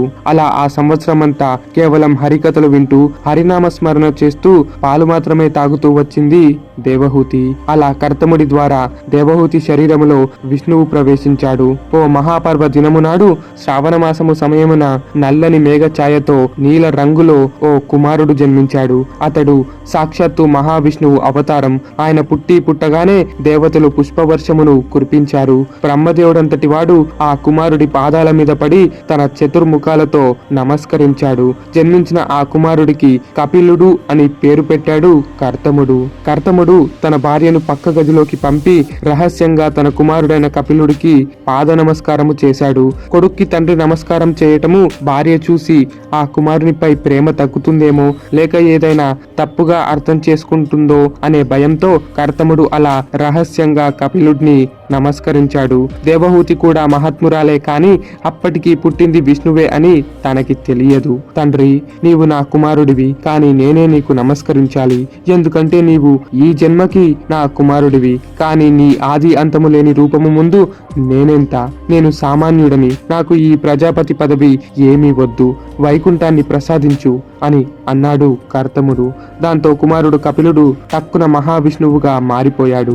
ఓ ప్రజాపతి, నీకిప్పుడు జ్ఞానోదయం అయ్యింది. ఇప్పుడు నీవు బిందు సరోవరం మధ్య భాగాన చేరి అదృశ్యంగా ఓం నమో భగవతే వాసుదేవాయే అంటూ నిత్యం జపించు. నీకు తప్పక మోక్షం లభిస్తుంది అని చెప్పాడు. దాంతో కర్తముడు విష్ణువును నమస్కరించి తన భార్య దగ్గర సెలవు తీసుకుంటూ వెళ్ళసాగాడు.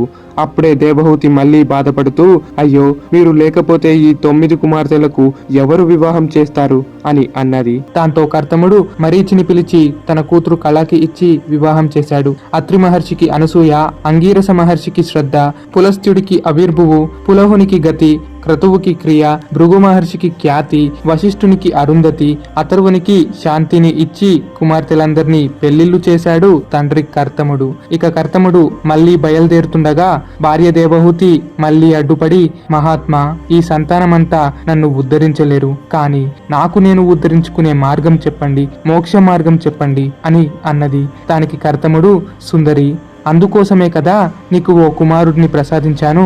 ఆ కుమారుడు సామాన్య మానవుడు కాదు, సాక్షాత్తు మహావిష్ణువు. ఆయనే నీకు మోక్ష మార్గం చూపుతాడు. కాబట్టి నీవు ఆయననే ప్రార్థించు, అతడే నీకు మార్గం చూపుతాడు అని చెప్పి బిందు సరస్సు మధ్య భాగాన్న తపస్సు చేసుకుంటూ చివరిగా వైకుంఠానికి వెళ్లిపోయాడు కర్తముడు.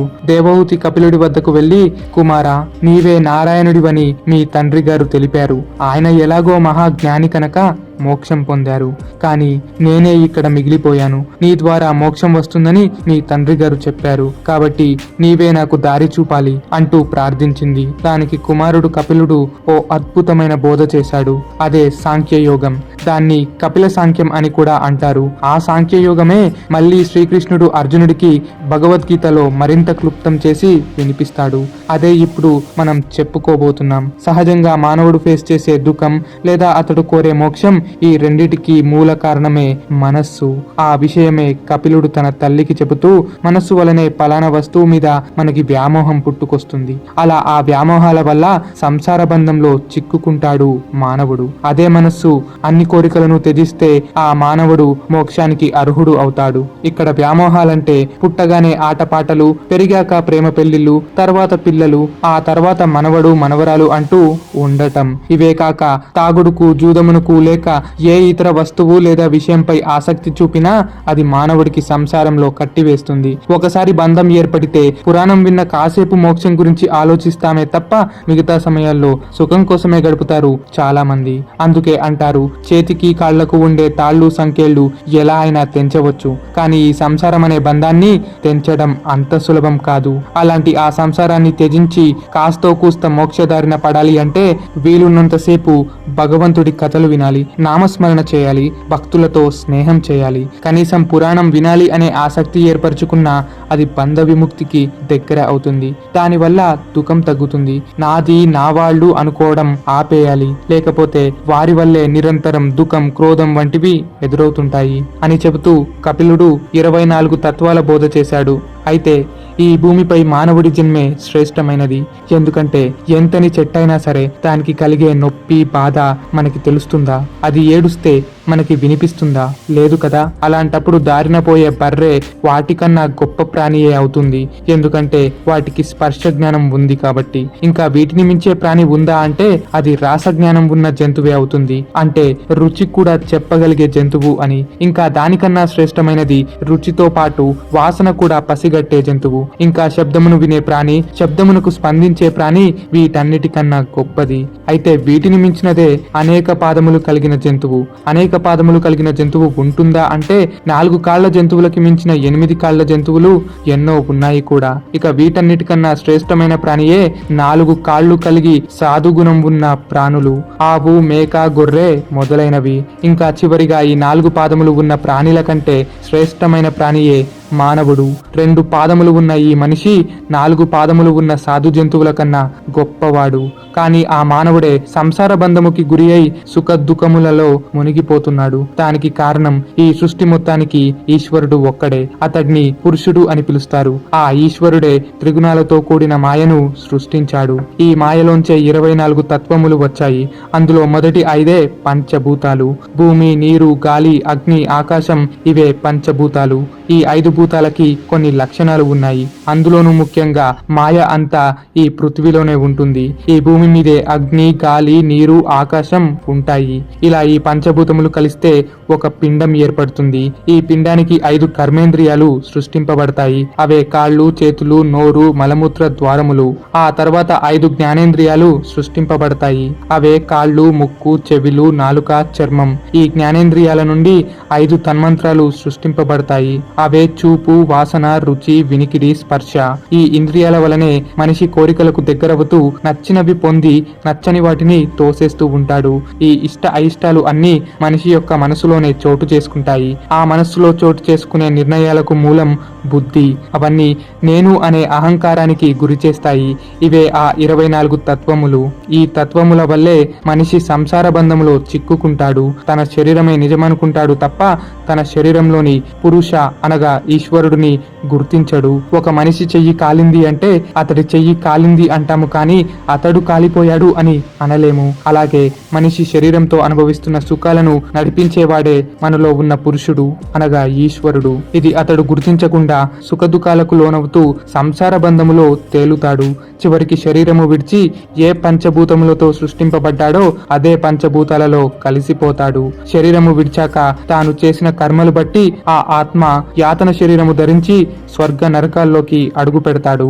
మళ్ళీ జన్మించి మళ్ళీ ఆ 24 తత్వాలతో జీవిస్తాడు. అయితే మానవుడు పుట్టడం, చావడం, మళ్ళీ పుట్టడం, మళ్ళీ చావడం, దీనికి అంతం లేదా అని అంటే మానవుడు ఈ 24 తత్వాలను నడిపిస్తున్న ఆ పురుషుడిని గ్రహించి ఇదంతా మాయా అని తెలుసుకొని సమస్త లోకమంతా పరమాత్మ అని అనుకున్నప్పుడు ఈ జనన మరణాల నుండి విముక్తి పొందుతాడు. తన సుఖాల కోసం ఆలోచించడం ఆపి శివకేశవులను స్మరిస్తూ లేక పూజిస్తూ భక్తిని పొంది ఈ సంసారాన్ని ఛేదించవచ్చు. భక్తితో నాది అన్న అహంకారం తగ్గించవచ్చు. మెల్లిగా కోరికల నుండి విముక్తి పొందవచ్చు.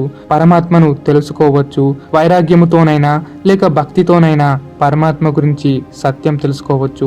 జ్ఞాన మార్గాన్న వెళుతూ కూడా పరమాత్మను తెలుసుకోవచ్చు. భోగాలు విడిచి వైరాగ్యాన్ని పొంది పరమాత్మను తెలుసుకోవచ్చు. లేదా ఆ పరమాత్మని పూజిస్తూ భక్తితో ఆయనను తెలుసుకోవచ్చు. చివరికి జ్ఞాన మార్గముతోనైనా పరమాత్మను తెలుసుకోవచ్చు. వీటిలో భక్తి చాలా సులభమైనది. రామ కృష్ణ అంటూ పరమాత్మను చేరుకోవచ్చు. భక్తితో మొదలుపెట్టి దైవ కథలు పురాణాలు వింటూ సత్సాంగత్యంతో నడుస్తూ ఉండాలి. సాధువులతో సాంగత్యం కొనసాగిస్తే పరమాత్మ గురించి తెలుసుకోవచ్చు. జ్ఞానోదయం చెందవచ్చు. వారిలాగే మనం కూడా సాధువులమవుతాము. ఇలా ఈ మొదలైన విషయాలే కపిలుడు తన తల్లి దేవహూతికి చెబుతాడు. ఇదంతా విన్న దేవహూతి, కుమారా, నీవు చెప్పినవి వేదజ్ఞానం ఉన్న వారికే సాధ్యమని తెలుస్తోంది. మరి నాలాంటి అజ్ఞానులు పరమాత్మను ఎలా గుర్తించాలి, ఎలా మోక్షం పొందాలి అని అడుగుతుంది. దానికి కపిలుడు, అమ్మా, భక్తి మార్గమే అన్నిటికన్నా సులభమైనది. భక్తి వల్లే వైరాగ్యం వస్తుంది. భక్తి వైరాగ్యముల కలయికతోనే జ్ఞానం వస్తుంది. మానవుడు సుఖాలకు గురి అయి పరమాత్మకు దూరమవుతుంటాడు.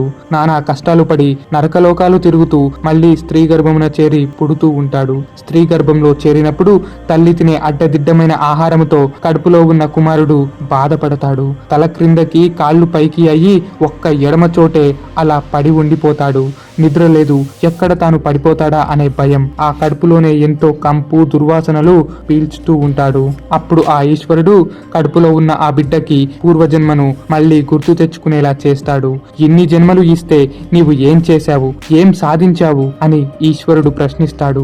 ఈశ్వరుడిని నమస్కరిస్తూ ఆ కడుపులో ఉన్న బిడ్డ, ఓ ఈశ్వర, పరమాత్మ, ఎన్ని జన్మల్లోనూ నేను సుఖభోగాల కోసమే చూశాను. సంసారం ఒక మాయ అని గ్రహించలేకపోయాను.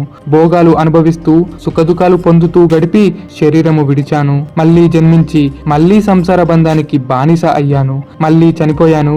మళ్ళీ పుట్టాను. మళ్ళీ సంసార బానిస అయ్యాను. ఈసారికి నేను ఖచ్చితంగా నీ పాదసేవ చేస్తూ భక్తిని పొంది మోక్షం సాధిస్తాను అని అంటాడు. అప్పుడు ఈశ్వరుడు ఆ బిడ్డను బయటకు తోస్తాడు. జన్మించిన ఆ బిడ్డ ఏడుస్తూ ఎన్నో చిన్ని చిన్ని తిప్పలు పడుతూ ఉంటాడు. చీమలు కరిచినా దోమలు కరిచినా బయట చెప్పగలడా? ఎలా ఏడ్చినా తల్లి మాత్రం పాలే పడుతుంది తప్ప బిడ్డను అర్థం చేసుకుంటుందా?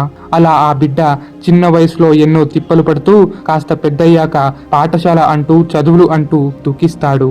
మళ్ళీ యవ్వనంలో ప్రేమ అంటూ పెళ్లి అంటూ తిరుగుతుంటాడు. చివరికి పిల్లలు కనటము, మళ్ళీ భోగాల కోసమే చూడటము, ఇలా అన్నీ పూర్తయ్యాక శరీరము విడిచేస్తాడు ఈ మనిషి. మరి ఈశ్వరుడిని ఎక్కడ తెలుసుకున్నాడు?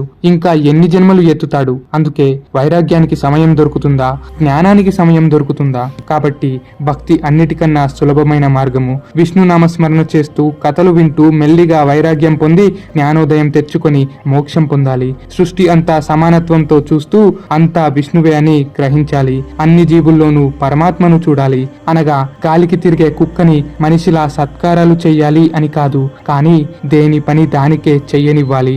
అన్నిట్లో పరమాత్మను చూడాలి అనే వంటి విషయాలే కపిలుడు తల్లి దేవహూతికి తెలిపాడు. కపిలముని తన తల్లి దగ్గర సెలవు తీసుకుని తపస్సుకు వెళ్లిపోయాడు. తల్లి దేవహూతి కపిలుడి సాంఖ్యయోగాన్ని అనుసరిస్తూ తపస్సు చేసుకుంది. పూర్వం తన భర్త తపస్సు చేసిన చోటే తాను కూడా తపస్సు చేయసాగింది. కోరికలను త్యజించి తల పైకి ఎత్తి ధ్యానం చేసింది. ఆమె శరీరంలోని ప్రాణం దివ్య జ్యోతిలా మారి వైకుంఠానికి చేరింది. ఆ రకంగా దేవహూతి భక్తి వైరాగ్యాల కలయికతో జ్ఞానాన్ని పొంది మోక్షం పొందింది. ఇదే కపిలుడి సాంఖ్యయోగం. నిజానికి ఇప్పుడు నేను మీకు చెప్పిన సాంఖ్యయోగం మానవుడికి కాస్త భయం పుట్టించేలా కూడా ఉంటుంది. కానీ నేను చెప్పవలసిన ముఖ్య విషయాల్ని మాత్రమే చెప్పాను గాని ఒక మానవుడు సంసారముతో పొందే కష్టం, ఆ తర్వాత నరకాలలో తేలటం, తల్లి గర్భంలో ఓ పిండం పడే కష్టం, ఇవన్నీ వింటేనే వణుకు పుడుతుంటుంది. కానీ ప్రతి చిన్న విషయాల్ని ఇక్కడ చెప్పకుండా సమయానుసందర్భంగా ఉపయోగపడేవి మాత్రమే చెబుతూ వస్తున్నాను. తల్లిని మోక్షమిప్పించిన కపిలుడి కథను తెలుసుకున్నాం. ఆ కథని శ్రద్ధతో విన్న వారికి దుర్మరణం తప్పుతుందని లేదా చనిపోయే సమయాన్న భగవంతుడి నామం గుర్తుకొస్తుందని పురాణం చెబుతుంది. అలా ఆ కపిల సాంఖ్యయోగం పూర్తయ్యాక భాగవత మహాపురాణంలోని తరువాతి సంఘటనలను ఈ వీడియోలో చెప్పుకుందాం. కపిలుడు తల్లికి సాంఖ్యయోగాన్ని బోధించాక పాతాళానికి వెళ్లి తపస్సు చేసుకోసాగాడు. ఆ తర్వాత తల్లి దేవహూతి కూడా మోక్షం పొందింది. ఇంకా భూలోకంలో ఉన్న ప్రియవ్రతునికి 2 కుమారులు జన్మించారు. అలా సృష్టి కొనసాగింది. దక్ష ప్రజాపతి వల్ల భూలోకంలో జనాభా పెరగసాగింది. మొదట దక్షునికి 10 మంది కుమారులు జన్మించారు. వారిని సంసార రంగంలోకి దించాలని దక్షుడు అనుకున్నాడు. కానీ ఇంతలోపు నారదుడు అక్కడికి వచ్చి, ఈ సంసారం అసలు మంచిది కాదు, ఎన్నో అత్యాశలకు గురి చేస్తుంది, మిమ్మల్ని పాడు చేస్తుంది అని అంటూ విష్ణువును స్మరించి మోక్షం పొందమని చెబుతాడు. దాంతో వారు సన్యాసం పుచ్చుకొని అడవులలో బ్రతకసాగారు. ఆ తర్వాత దక్షుడికి మళ్ళీ 10 మంది కుమారులు జన్మించారు. వారు సంసారంలోకి దిగక ముందే నారదుడు అక్కడికి వచ్చి వారికి కూడా విష్ణు జపం చేసుకుంటూ మోక్షం పొందండి అంటూ సలహా ఇచ్చాడు.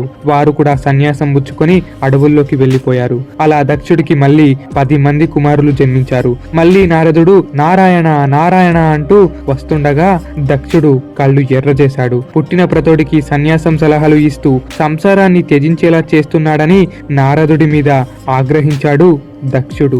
నా సంతానం పెళ్లి చేసుకొని సంసారంలోకి చేరటం నీకు ఇష్టం లేదా నారదా?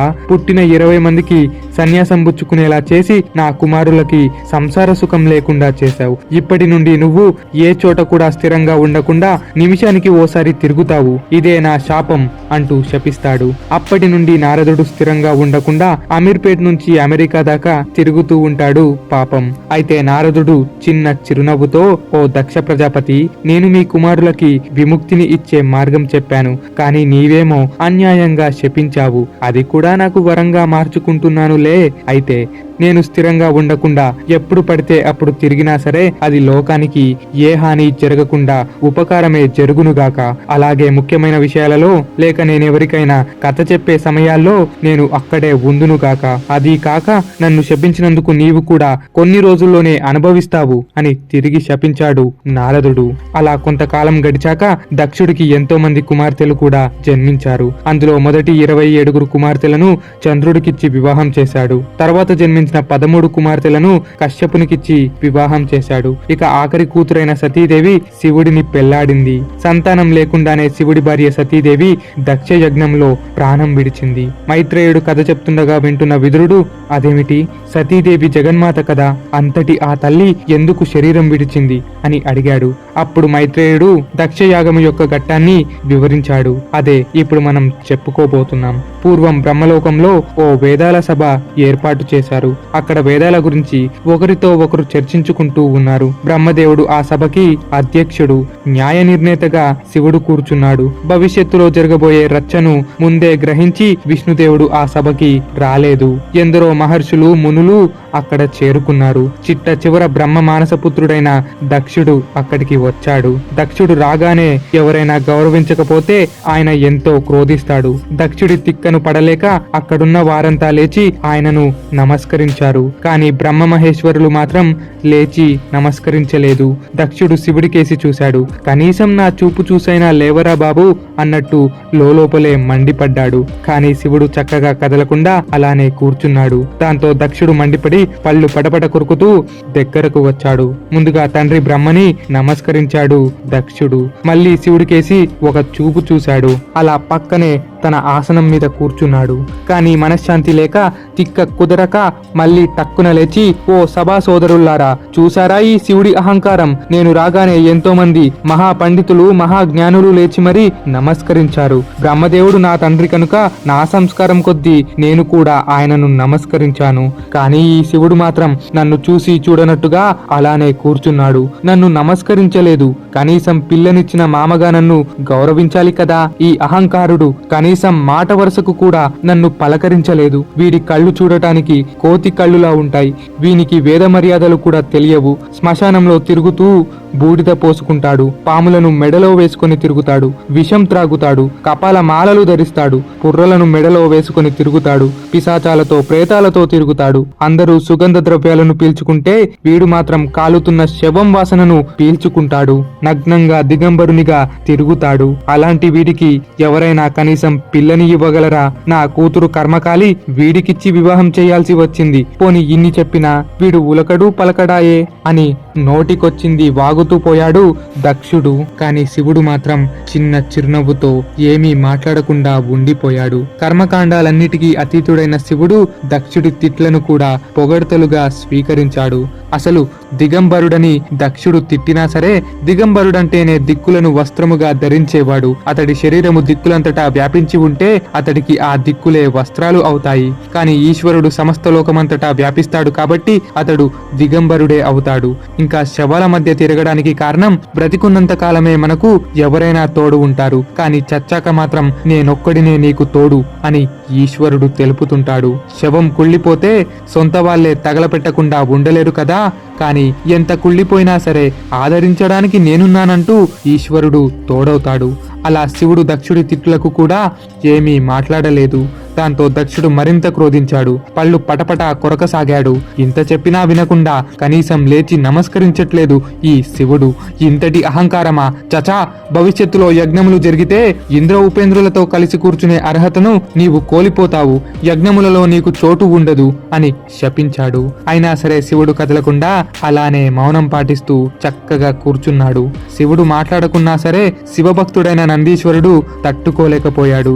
పళ్ళు పటపట కొరుకుతూ, ఓరి ప్రజాపతి దక్ష, ఇంతమంది మధ్యన మహాత్ముడు, పూజ్యుడు, పరమాత్ముడు మా శివుడు, అంతటి ఆయనను పట్టుకొని అన్నేసి మాటలతో తిడతావా? నీవు చదివే వేదాలలో ఈశ్వరుడున్నాడు. నీ తండ్రి బ్రహ్మదేవుడి 5వ తలను నరికి పారేసిన వాడే ఈశ్వరుడు. మీ తండ్రి బ్రహ్మను అడుగు లేదా విష్ణువును అడుగు, శివుడి గొప్పతనమేమిటో తెలుస్తుంది. అజ్ఞానంతో అహంకారంతో శివుడిని నిందిస్తూ శాపాలు పెడుతున్నావు.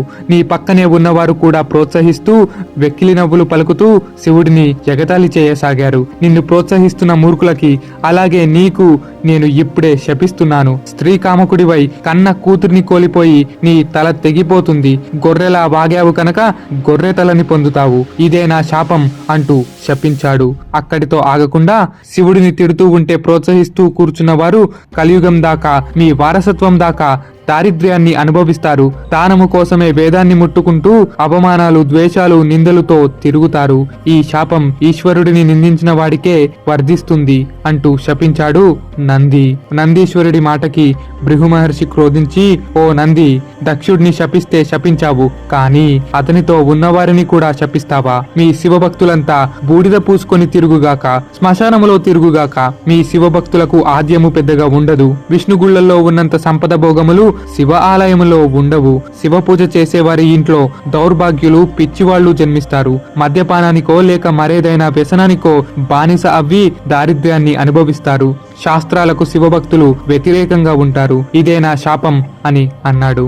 అలా పోరుతో శాపాలు పెట్టుకున్నారు అక్కడున్న 2 పార్టీలు. కానీ ఈ శాపాలు శివభక్తులకు నిజంగానే వర్ధించి వాళ్ళు నాశనం అవుతారా అని అడిగితే శివుడి యొక్క మహాభక్తులు, పరమ పూజ్యులకు ఇవి వర్ధించవు. అలా దక్షుడి తిట్ల పురాణం, నందీశ్వరుడి శాపాల వేదం విష్ణువుకు కూడా తెలుసు. ఆయన యొక్క అనుగ్రహం వలనే అది మాటల యుద్ధంగానే మిగిలిపోయింది తప్ప ఎవ్వరూ ఒకరిని ఒకరు చంపుకోలేదు. ఇంకో పక్కన ఎన్ని జరిగినా శివుడు మాత్రం చిన్న చిరునవ్వుతో అక్కడి నుంచి అదృశ్యమయ్యాడు. దాంతో నందీశ్వరుడు, ప్రమదగణాలు, ఋషులు అంతా వెళ్లిపోయారు. బ్రహ్మదేవుడు తలగొక్కుతూ అంతా వాసుదేవుడే చూసుకోవాలి అనుకుంటూ జ్ఞాని అయిన బ్రహ్మ ఏమీ మాట్లాడకుండా అంతా కాలానికే వదిలేశాడు. అయితే దక్ష ప్రజాపతి శివుడు లేని యజ్ఞాన్ని చేయాలని పట్టుబట్టాడు. ఒక గొప్ప యజ్ఞము చేయటానికై ఏర్పాటు చేసుకున్నాడు. అలా ఆ యజ్ఞానికి విష్ణు, బ్రహ్మ ఇంకా ఇతర దేవతలను పిలిచాడు. కానీ శివుడిని పిలవలేదు. శివుడు లేని యజ్ఞం మాకెందుకు అని అనుకొని బ్రహ్మ, విష్ణువులు ఆ యజ్ఞానికి రాలేదు. అలా శివుడు లేని యజ్ఞము కాస్త త్రిమూర్తులే లేని యజ్ఞముగా మారింది. అయినా సరే దక్షుడు విష్ణువుకి, బ్రహ్మకి ముందే యజ్ఞ భాగమును పంపించాడు. అలా వారు రాకపోయినా వారికి భాగాలు పంపించాడు. కానీ రుద్రునికి కనీసం అలా కూడా పంపలేదు దక్షుడు. కానీ శివుడు ఏమాత్రం పట్టించుకోలేదు. కయ్యిమనలేదు, కుయ్యిమనలేదు. దాంతో మంటిక్కిపోయిన దక్షుడు ఇంకో యజ్ఞము సిద్ధం చేశాడు. బృహస్పతి యాగమును మొదలు పెట్టాడు. ప్రస్తుతం ఆంధ్రలో ఉన్న ద్రాక్షారామమే పూర్వం దక్షుడు చేసిన యజ్ఞ ప్రదేశం. ఆ ద్రాక్షారామం అనే ప్రదేశమే కాలం సాగుతూ మనుషుల పలుకుబడి వలన ద్రాక్షారామంగా మారిపోయింది. అలా దక్షుడు తన తపశక్తితో ఎంతో గొప్ప యాగాన్ని చేశాడు. ఎందరో మహా పండితుల్ని ఆహ్వానించాడు. తన తపశక్తితో ఎన్నో రుచికరమైన తిండిలు సృష్టించాడు. ఎన్నో అద్భుత బంగారపు వస్త్రాలు సృష్టించాడు.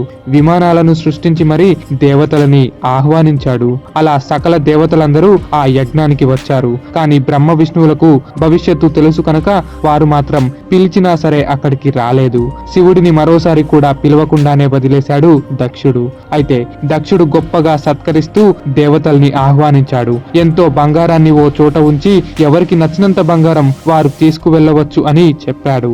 ఆ దెబ్బతో వచ్చేవాళ్ళు పోయేవాళ్ళు అంతా దక్షుడి యాగం గురించే గొప్పగా మాట్లాడుకుంటూ పోయారు. అలా వాళ్ళ పొగడ్తలు అన్ని శివుడి భార్య అయిన సతీదేవి చెవిన పడ్డాయి. ఓ విమానములో వెళుతున్న గంధర్వులను ఆపి ఏమిటా విశేషాలు అని అడిగింది. దాంతో గంధర్వులు ఆశ్చర్యపోయి, అదేమిటమ్మా, దక్షుని కుమార్తెవి నీవు, నీకు తెలియదా?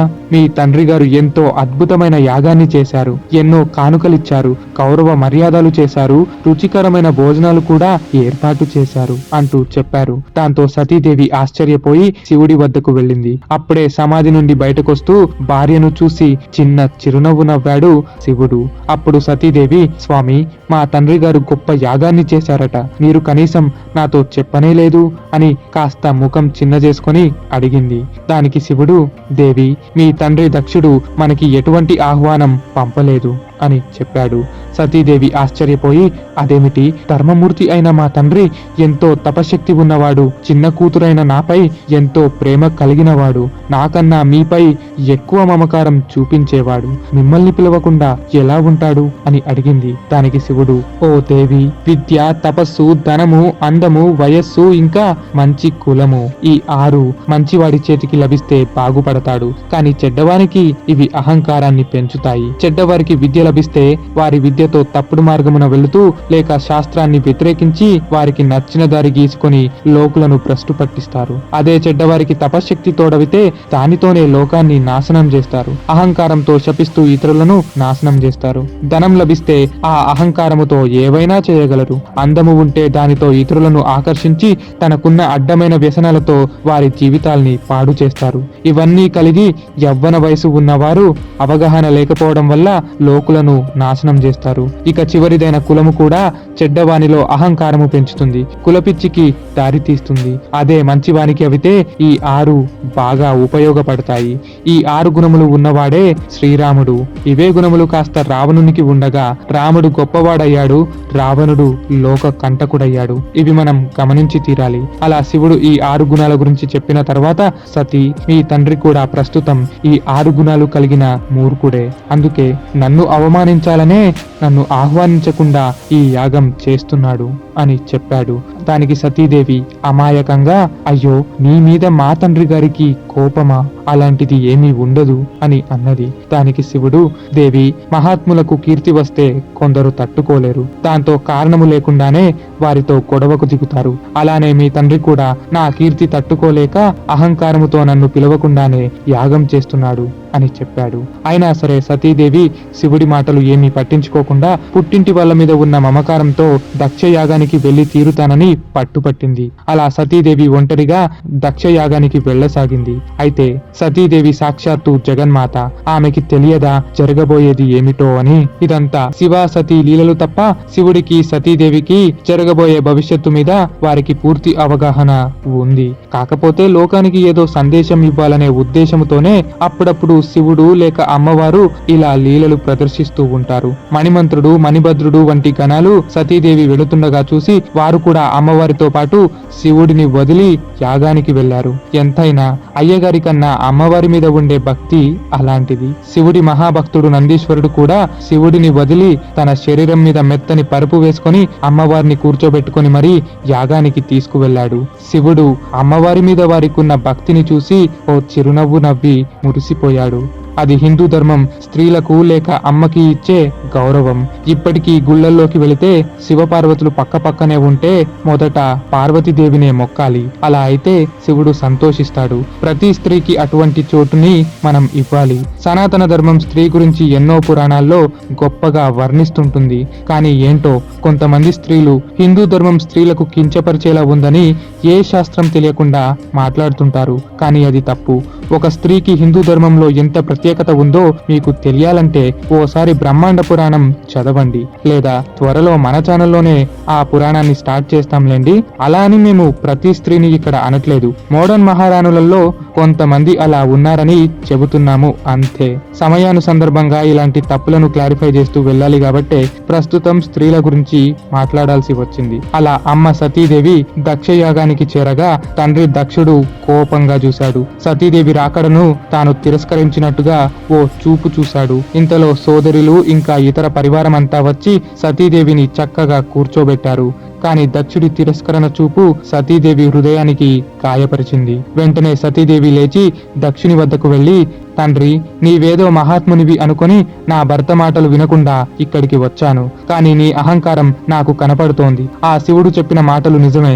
అసలు నిన్ను తలుచుకుంటేనే అసహ్యం వేస్తుంది. నీ గోత్రము, నీ కుటుంబము పేరు ఎత్తాలన్నా చిరాకుగా ఉంది. రేపు నా భర్త నన్ను దాక్షాయిని అంటూ నీ గోత్రముతోనో నీ పేరుతోనో పిలిస్తే నిన్ను తలుచుకొని నేను మళ్ళీ అసహ్యపడవలసి వస్తుంది.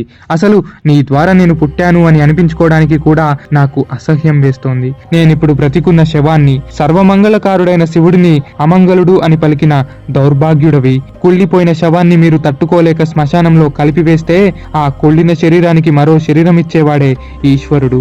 ఆయనే సమస్త లోకము. మీకు సంపదలిచ్చిన వైరాగ్య సంపన్నుడు. ఆయన లేకుండా మీరు చేస్తున్న ఈ యజ్ఞం అసలు యజ్ఞమే కాదు. తొందరలో మీరందరూ నరకాన్ని చూస్తారు, అనుభవిస్తారు. ఇక నేను ఈ శరీరముతో బ్రతకలేను. శివుడి మాటలు నమ్మక ఇక్కడ అవమానాలు పాలయ్యాను. ఇక ఆయన వద్దకు తిరిగి వెళ్ళలేను, సంసారమే చెయ్యలేను అని చెబుతూ అప్పటికప్పుడే కాళ్లతో నేలను రాస్తూ యోగాగ్నిని సృష్టించింది. అలా ఒక్క క్షణములో ఆ యోగాగ్నిలో కాలి బూడిద కూడా కనపడకుండా పోయింది. అసలు బూడిద ఎముకలు అంటూ ఏమీ లేకుండానే కాలిపోయింది తల్లి సతీదేవి. ఎందుకంటే తాను జగన్మాత. దాంతో చుట్టుపక్కన ఉన్న వాళ్ళంతా హడలిపోయారు. సతీదేవి యొక్క తల్లి సోదరులు ఎంతగానో ఏడ్చారు. ఈ ఘోరం చూసినందుకు ఇక మేము బ్రతుకుంటామా అని కొందరు భయపడిపోయారు. కానీ దక్షుడు మాత్రం చెక్కు చెదరకుండా యజ్ఞాన్ని కొనసాగించాడు. దక్షుని యజ్ఞం చేయిస్తున్న ఋషులు కూడా ఏమీ పట్టించుకోలేదు. మణిభద్రుడు, నందీశ్వరుడు ఇంకా ఇతర ప్రమద గణాలు ఆగ్రహాన్ని పొందారు. ఎంతో దుఃఖిస్తూ ఏడుస్తూ క్రోధంతో కొమ్ములు తిప్పుతూ దూసుకెళుతూ యజ్ఞాన్ని అడ్డుకున్నారు. అప్పుడే భృగు మహర్షి యజ్ఞంలో నుండి రుభుదేవతల్ని సృష్టించి ప్రమద గణాల మీదకు వదిలాడు. భృగు మహర్షి తపశ్శక్తితో 1,000,000 మంది దేవతలు పుట్టుకొచ్చి ప్రమద గణాలని తరిమి కొట్టారు. దాంతో చెక్కు చెదరని నారదుడు కూడా కన్నీరు పెట్టుకుంటూ పరమేశ్వరుడి వద్దకు వెళ్లి జరిగినదంతా చెప్పాడు.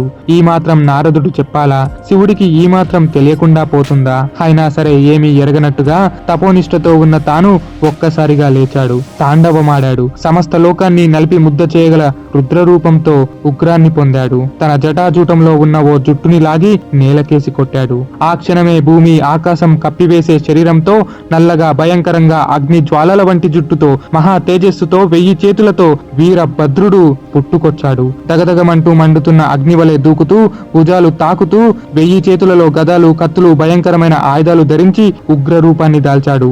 వీరభద్రుని పక్క నుండి ఓ భయంకర రూపముతో ఓ స్త్రీ పుట్టుకొచ్చింది. కపాలమాల ధరిస్తూ క్రోధంగా ఊగిపోతూ కనబడింది. ఆవిడే భద్రకాళి. ఆజ్ఞాపించండి తండ్రి, కర్తవ్యమేమిటో చెప్పండి అంటూ శివుడితో అన్నారు. దానికి పరమేశ్వరుడు, పుత్ర వీరభద్ర, మీ తల్లిని జగన్మాతని అవమానపాలు చేశాడు దక్షుడు. సతీదేవి యోగాగ్నిని అంటించుకొని మరణించింది. వెళ్ళండి, ఆ యజ్ఞములో పాల్గొన్న వారిని ఇంకా ఆ యజ్ఞశాలమును పూర్తిగా నాశనం చేసిరండి. బ్రహ్మ తేజస్సు కూడా మిమ్మల్ని ఏమీ చెయ్యలేదు. వెళ్ళండి అంటూ తన ప్రళయ కాల రుద్ర శక్తిని వారిలో ప్రవేశింపజేశాడు. ప్రమద గణాలతో వీరభద్రుడు ఇంకా భద్రకాళి బయలుదేరారు. వారు చూడటానికి ఎంతో వికారంగా భయంకరంగా కనిపించారు. క్రోధముతో నాలుక తెరిచి భయంకరంగా అరుస్తున్నారు. కొందరు నేల నాకుతూ పరుగులు తీశారు. మరికొందరు సముద్ర జలాన్ని త్రాగుతూ విజృంభిస్తూ వెళ్లారు. ఉత్తరం నుండి వీరభద్ర, భద్రకాళి ఇంకా ప్రమోదగణాలు దక్షిణం వైపు ఉన్న దాక్షరామం చోట జరుగుతున్న దక్షయాగానికి చేరుకున్నారు. వారి రాకడతోనే ప్రళయ కాలం వచ్చినంత పనయ్యింది.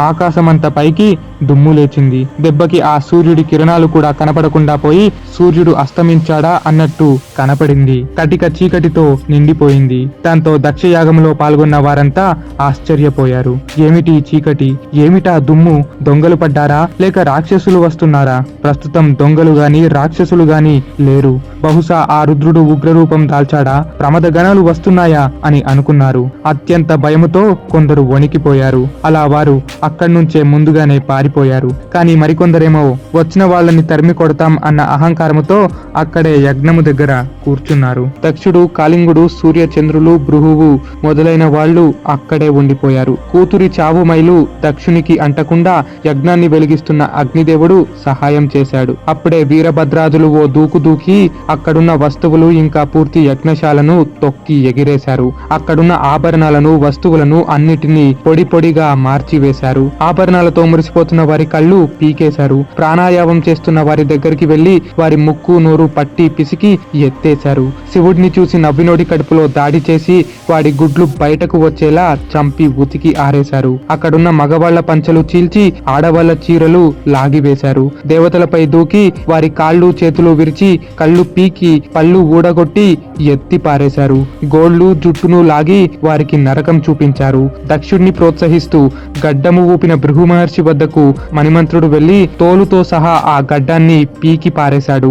ఆ దెబ్బతో మళ్లీ భృగు మహర్షికి గడ్డం మొలిస్తే ఒట్టు. దక్షుడు శివుడిని శపించేటప్పుడు సూర్యుడు తన పళ్లతో వెక్కిలి చూపు చూశాడు. మణిభద్రుడు అది గుర్తుకు తెచ్చుకొని సూర్యుడి మూతి పగలగొట్టాడు. ఆ దెబ్బతో సూర్యుడి పళ్ళు ఊడి కడుపులోకి వెళ్ళాయి. ఇంకా సూర్యుడిని తన్ని తరిమేశారు ప్రమదగణాలు. బహుడి కళ్ళు పీకేశారు. చంద్రుడి వెన్నుపూసని విరగ్గొట్టారు. యజ్ఞగుండంలో ఉన్న అగ్నిహోత్రుడి మీద మలమూత్రలు పోసి అగ్నిని ఆర్పేశారు. ఈ లోపు బ్రతుకున్న కొందరు చచ్చినట్టుగా నటిస్తూ కుప్పకూలారు. కొందరేమో నటిస్తూ దొరికిపోయి ప్రమద గణాల చేతుల్లో నలిగిపోయారు. అలా వీరభద్రుడు విజృంభిస్తూ దక్షుడి మీదకు దూకాడు. నాలుకని బయటకు లాగి మెడ వంచి కత్తి తీసి నరకసాగాడు.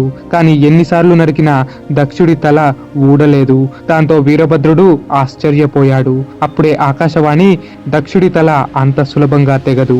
అతడి యజ్ఞము వల్ల తల ఎంతో తృణంగా ఉండిపోయింది. కత్తులతో చంపలేరు. యజ్ఞ పశువుని చంపినట్టు చంపితేనే మరణిస్తాడు అని అన్నది. దాంతో వీరభద్రుడు దక్షుడి నవరంధ్రాలు మూసివేసి యజ్ఞ పశువుని ఊపిరి ఆడకుండా చంపినట్టు దక్షుడిని చంపేశాడు. చేపలని బండకేసి రాసినట్టు దక్షుడి తల నేల కేసి రాస్తూ తలని తెంచి యజ్ఞంలో పారేసి మొండాన్ని తన్నివేశాడు. అలా వికటహాటం పొంది వీరభద్రుడు, ప్రమదగణాలు అంతా పరమేశ్వరుడి వద్దకు వెళ్లిపోయారు. అలా ప్రమదగణాలు వెళ్ళగానే గాయపడ్డ వారంతా ఎంతో కష్టముతో స్వర్గం వైపు వెళ్లారు. కాని ఆశ్చర్యంగా స్వర్గాధిపతి అయిన ఇంద్రుడు కూడా కుప్ప కూలిపోయి నొప్పుల బాధలు తట్టుకోలేక ఏడుస్తూ కనపడ్డాడు. చికిత్స చేయాల్సిన అశ్విని దేవతలని కూడా ప్రమదగణాలు ముందే తన్ని తరమగా ఇంకా ఇంద్రునికి వైద్యం లేకుండా పోయింది పాపం. దాంతో అందరూ కలిసి మహా కష్టముతో బ్రహ్మదేవుని వద్దకు వెళ్లారు. బ్రహ్మను నమస్కరించేంత ఆరోగ్యం కూడా మిగలలేకపోయింది దేవతలకి. బ్రహ్మదేవ రక్షించు అంటూ వేడుకున్నారు. ఇందుకే కదయ్యా నేను, విష్ణువు ముందే యజ్ఞానికి రాకుండా ఉండిపోయాము. ఇక మిమ్మల్ని ఆ పరమశివుడే రక్షించగలడు. ఆయన ఎంత క్రోధించినా సరే శరణు వేడితే జాలి పడతాడు. కాబట్టి ఆ పరమేశ్వరుని వద్దకు వెళ్ళండి అని అన్నాడు బ్రహ్మ. బాగుంది, ఏ శివుడైతే మమ్మల్ని తన్నాడో ఆ శివుడి వద్దకే వెళ్ళమంటున్నారు. ఆ శివుడు మళ్ళీ మమ్మల్ని తన్నితే మేమింకా ప్రాణాలతో అయినా ఉంటామా అని దేవతలు భయపడ్డారు. దాంతో బ్రహ్మ సరే నేను మీతో వస్తానంటూ దేవతలకి ముందుగా నిలబడ్డాడు. దేవతలు సరిగ్గా నడవలేరని చూసి వారిని ఓ వాహనమున ఎక్కించి వాహనాన్ని మోస్తూ వచ్చాడు బ్రహ్మదేవుడు. నలిగిన కుక్కలను ఆటోలో, లారీలలో తోలినట్టు దేవతల్ని తోలాడు బ్రహ్మదేవుడు. ఆ పరమేశ్వరుడిని నిందిస్తే కుక్క కన్నా హీనమైన బ్రతుకు నీదేరా అని భాగవతం ఈ సంఘటనలో మనకి తెలుపుతుంది. అలా బ్రహ్మదేవుడు దేవతల్ని కైలాసానికి తీసుకువెళ్ళాడు. ఈశ్వరుడెప్పుడు చల్లని వాడేరా అని తెలుపుతూ కైలాసము ఎప్పుడు చల్లదనముతోనే ఉంటుంది. అటువంటి ఆ కైలాసము దగ్గర అడుగు పెడితేనే బ్రహ్మానందాన్ని పొందొచ్చు. కైలాసమును చూసితే ఇంకా శివుడిని దర్శించినట్టే. మనం బయట వెళ్లే ఆలయాలు కూడా ఒకవేళ మూసి ఉంటే మీరు బయట నుండి గుడిని దర్శించుకున్నా సరే మీకు అనుగ్రహం లభిస్తుంది. అలా అని ఆలయాన్ని మాత్రమే దర్శించుకొని లోనికి వెళ్లకుండా ఉండమని చెప్పట్లేదు. కానీ తప్పనిసరిలో లేక ఆలయము మూసి ఉన్నప్పుడు ఆలయాన్ని మాత్రమే దర్శించుకొని వెళ్ళవచ్చు. ఆ రకంగానే కైలాసములో శివుడున్నా లేకున్నా కైలాసం కనబడితే చాలు శివుడిని చూసిన ఆనందాన్ని పొందుతారు జ్ఞానులు. అలాగే దేవతలు కూడా కైలాసం చేరగానే అక్కడున్న మట్టిని శరీరానికి అంటించుకున్నారు. కైలాసపు మట్టి వెండితో ఉంటుంది. అందుకే కైలాసాన్ని వెండికొండ అని కూడా పిలుస్తారు. ఆ వెండికొండ మట్టి పూసుకుంటూ దేవతలు బ్రహ్మానందాన్ని పొందారు. వారి బాధలు తొలుగుతూ వచ్చాయి. ఇక్కడే మరో విషయం కూడా నేర్చుకోవచ్చు. దేవతలు సుఖాలలో ఉండగా వారికి శివుడు గుర్తుకు రాలేదు. అందుకే సతీదేవి మరణించినా సరే పట్టించుకోలేదు. ఇప్పుడేమో కాళ్ళు చేతులు విరక్కొట్టుకొని కష్టాల్లో ఉండగా వారికి శివుడు గుర్తొచ్చాడు. అందులోనూ కష్టాల్లో ఉన్నోడికే భక్తి వస్తుంది. కష్టం పోగానే అహం పెరుగుతుంది. మనం కూడా కష్టాల్లో ఉన్నప్పుడే గుళ్ళలకు వెళుతూ కష్టాలు పోగానే గుళ్ళు మానేసి బయట ధర్మం నశిస్తూ మన ముందే అపచారం జరిగినా స్పందించకుండా ఉంటే మనం కూడా నశిస్తాము. కేదార్నాథ్ లాంటి భూలోక కైలాసాలు తిరిగినా కష్టాలు దుఃఖాలు పోవాలంటే చిత్తశుద్ధి ఉండాలి. చిత్తశుద్ధి లేకుంటే గంగలో స్నానం చేసినా సరే పూర్తి ఫలితం రాదు. గంగలో ఉన్న చేపలు ఎప్పటికీ పవిత్రం అవ్వలేవు. అలానే గంగ పవిత్రతని గుర్తించలేని మనిషి గంగలో ఎన్నిసార్లు మునిగినా వాడికి పూర్తి ఫలితం రాదు. ఇలా మొదలైనవి గుర్తుపెట్టుకొని భక్తితో ధర్మంతో నడిస్తే మనమే కాదు మన చుట్టూ ఉన్న వారు కూడా బాగుపడతారు. అలానే దేవతలు కూడా ఒక్కసారి కష్టం రాగానే పాపం కష్టాల్లో ఉన్నందుకు చిత్తశుద్ధి పెరిగి భక్తితో పరమేశ్వరుడిని తలుచుకున్నారు. సిద్ధిలు గుహ్యకులు విభూతి ధరించిన ప్రమద గణాలు శివ శివ అంటూ శాంతంగా నామస్మరణ చేస్తూ కనిపించారు. ఎటు చూసినా మందర వృక్షాలు కనిపించాయి. అనేక దివ్యమైన పళ్ళు పువ్వుల చెట్లు అక్కడ ఉన్నాయి. అక్కడున్న చెట్లు లేక పొదళ్ల పైన సిద్ధిలు చిలుకగా మారి ఓం నమశివాయ అంటూ కూర్చుంటారు. వచ్చిన దేవతల్ని ఆహ్వానిస్తూ మళ్ళీ పనిలో పనిగా ఓం నమశివాయ అంటూ ఉండిపోయారు ఆ మహానుభావుళ్ళు. గంగా యమున సరస్వతి గోదావరి మొదలైన నదులు స్త్రీ రూపం ధరించి పరమేశ్వరుడిని సేవిస్తున్నాయి. అటువంటి వారిని ఇంద్రాది దేవతలు దర్శించుకున్నారు. ఆ తర్వాత ఇంద్రాది దేవతలకు వరుణుడు ప్రమద గణాల నాయకులు ఇంకా సనక సనందులు కనిపించారు. వారిని కూడా ఇంద్రుడు ఇంకా ఇతర దేవతలు దర్శించుకున్నారు. అలా ఇంద్రాది దేవతలు కాస్త ముందుకు వెళ్ళగా మహా ఎత్తులో కైలాస పర్వత స్వరూపుడైన నందీశ్వరుడు కనపడ్డాడు. దక్షయజ్ఞలో క్రోధంతో విజృంభించిన నందీశ్వరుడు ఇక్కడేమో ఎంతో శాంతంగా కనిపించాడు. అనగా ప్రళయమొచ్చిపోయిన తర్వాత కనపడే ప్రకృతిలా ఉన్నాడు ఆ నందీశ్వరుడు. దేవతలు నందిని చూడగానే ఎంతో ఆనందించారు. శివుడి గుళ్లకు వెళ్ళినప్పుడు కూడా మనం మొదట నందీశ్వరునికే మొక్కాలి. ఇంద్రాది దేవతలు నందిని మొక్కి శివుడిని దర్శించుకోవడానికి మాకు అనుజ్ఞనివ్వండంటూ కోరారు. నందీశ్వరుడు అనుగ్రహించగా శివుడి వద్దకు వెళ్లారు దేవతలు. అక్కడే చంద్రకాంతశీల వేదిక మీద దర్భలు జింక చర్మము మర్రి ఆకులు పరిచి ఉన్నాయి. ఆ వేదిక మీద యోగేశ్వరుడు యోగమయుడు మంగళ స్వరూపుడైన శివుడు కూర్చొని ఉన్నాడు. ఆ శివుడు దక్షిణం వైపు ఉన్నాడు. అనగా శివుడు దేవతలకు దక్షిణ మూర్తిగా దర్శనమిచ్చాడు. ఎంతో ప్రశాంతంగా కనిపించాడు. ఆయన ముందు ఎందరో మహానుభావులైన ఋషులు ఉన్నారు. ఆ ఋషులు కూడా శాంతి స్వరూపులు. ఏవేవో ధర్మ సందేహాలు అడగడానికి శివుడి ముందుకొచ్చారు. కానీ శివుడి కేసి ఒక చూపు చూడగానే ఆ ఋషుల సందేహాలు అన్నీ తీరుతూ వచ్చేవి. మౌనంగా ఉంటూ సందేహాలు ఎలా తీర్చాడు అని మీకు అనుమానం రావచ్చు. ఒకప్పుడు ఆ ఋషులకు శివుడు చేసిన బోధనే ఆ చూపుతో వారికి గుర్తు చేశాడు. ఉదాహరణకి మీరు ఒక గుడికి వెళ్లారు. అక్కడ ఆ గుడి యొక్క విశేషాలు ఓ పండితుడి ద్వారా తెలుసుకున్నారు. మళ్ళీ చాలా కాలం అవ్వగా అవన్నీ మర్చిపోయారు. కానీ అదే గుడికి మీరు మరోసారి వెళ్లి ఇంతకు ముందు మీ సందేహాలు తీర్చిన పండితుడిని చూడగానే మీకు మళ్ళీ సమాధానాలు గుర్తుకొస్తుంటాయి. దీన్నే మౌన వ్యాఖ్య అంటారు. అలా దక్షిణమూర్తి చూపు పడగానే దేవతల నొప్పులు పోయాయి. వీరభద్రుడు తన్నిన తన్నులు మర్చిపోయారు. బ్రహ్మదేవుడు దక్షిణమూర్తిని నమస్కరించి ఓ పరమేశ్వర, బ్రహ్మని నేనే ఓ తామర పద్మం నుండి పుట్టినవాడిని, కానీ నీకు పుట్టుక లేదు. పుట్టుక లేకున్నా మాకు దర్శనమివ్వడానికి ఓ రూపాన్ని ధరిస్తావు. నీవే విశ్వ పరబ్రహ్మము. పొలము లేని పంట లేదు, క్షేత్రము లేకుండా బీజము ఉండదు. స్త్రీలంతా క్షేత్రములు, పురుషులు బీజములు. పురుషుడంటే నీవే కదా పరమేశ్వర. ఇంకా ఆ క్షేత్రాలు అమ్మ పార్వతీదేవి స్వరూపాలు. మీరిద్దరూ ఆది దంపతులై ఏ కోరిక లేకుండా ఈ సృష్టిని నడుపుతుంటారు. అటువంటి విశ్వనాథుడైన నీకు నా నమస్కారాలు తెలియజేస్తున్నాను. పగలు కుడికన్నైన సూర్యునితో, రాత్రి ఎడమ కన్నైన చంద్రునితో మా యొక్క అజ్ఞానాన్ని తొలగిస్తుంటావు. అప్పుడప్పుడు పగలు కూడా మేఘావృతమై చీకటి రావచ్చు. అమావాస్య లాంటి రోజున చంద్రుడు రాకుండా కటిక చీకటి మిగిలిపోవచ్చు. అలాంటి సమయమున నీ మూడవ కంటి యొక్క అగ్ని ద్వారా మా అజ్ఞానం అనే చీకటిని తొలగిస్తావు. అయితే పరమాత్మ, ఈ దేవతలు అజ్ఞానములో పడి శివుడు లేని యజ్ఞము చేశారు. ఆ యజ్ఞం ఇప్పుడు ధ్వంసమయ్యింది. శివుడు లేని యజ్ఞం అసలు యజ్ఞమే కాదు. కానీ యజ్ఞం ధ్వంసమవ్వడం కూడా లోకానికి అంత మంచిది కాదు. ఈ దక్షుడు కూడా ఒకప్పుడు నీ భక్తుడే. అజ్ఞానంలో పడి అహంకరించాడు. అతడిని క్షమించు. అసలు క్రోధమే రాని శాంతి స్వరూపుడివి నీవు. ఇప్పుడు గురువు సన్నిధములో మమ్మల్ని కూర్చోబెట్టావు అని ఎన్నో రకాలుగా ప్రార్థించాడు బ్రహ్మదేవుడు. శివుడు సంతోషించి, బ్రహ్మదేవా, వీరభద్రుడు దక్షయజ్ఞాన్ని ధ్వంసం చేసినప్పుడే నా క్రోధం చల్లారింది. నాకు ఈ దేవతల మీద ఎటువంటి క్రోధము లేదు. దక్షుడు చేసిన పాపానికే దక్షుడి తల తెగింది తప్ప నాకెవ్వరి మీద ఏ కోపము లేదు. మీ ప్రార్థనలకు మెచ్చి మీరు కోరినట్టుగానే ఈ దక్షుడిని బ్రతికిస్తాను. ప్రస్తుతం ఇతడికి తల లేదు కాబట్టి ఒక గొర్రె తలను అతికించి పెట్టండి. ఇక భృగు మహర్షికి తన గడ్డమే తన బలగము. అది లేకుండా ఆయన యాగములు యజ్ఞములు చెయ్యలేడు. కాబట్టి మేక గడ్డాన్ని తెచ్చి అతికించండి. బహుడు కళ్ళు పోగొట్టుకున్నాడు. యజ్ఞములు చేసే యజమాని కళ్ళు కాసేపు బహునికి చూపును ఇస్తాయని వరమిస్తున్నాను. ఇంకా సూర్యుడు తన పళ్ళని పోగొట్టుకున్నాడు. ఎవరైనా సరే సూర్య నమస్కారము చేస్తే అతడి పళ్ళను కాసేపు సూర్యుడు ఉంచుకొని భోజనం చేస్తాడు. అలా సూర్య నమస్కారం చేసిన వారికి సూర్యుడు ఆరోగ్యాన్ని ఇస్తాడు అని చెప్పాడు శివుడు.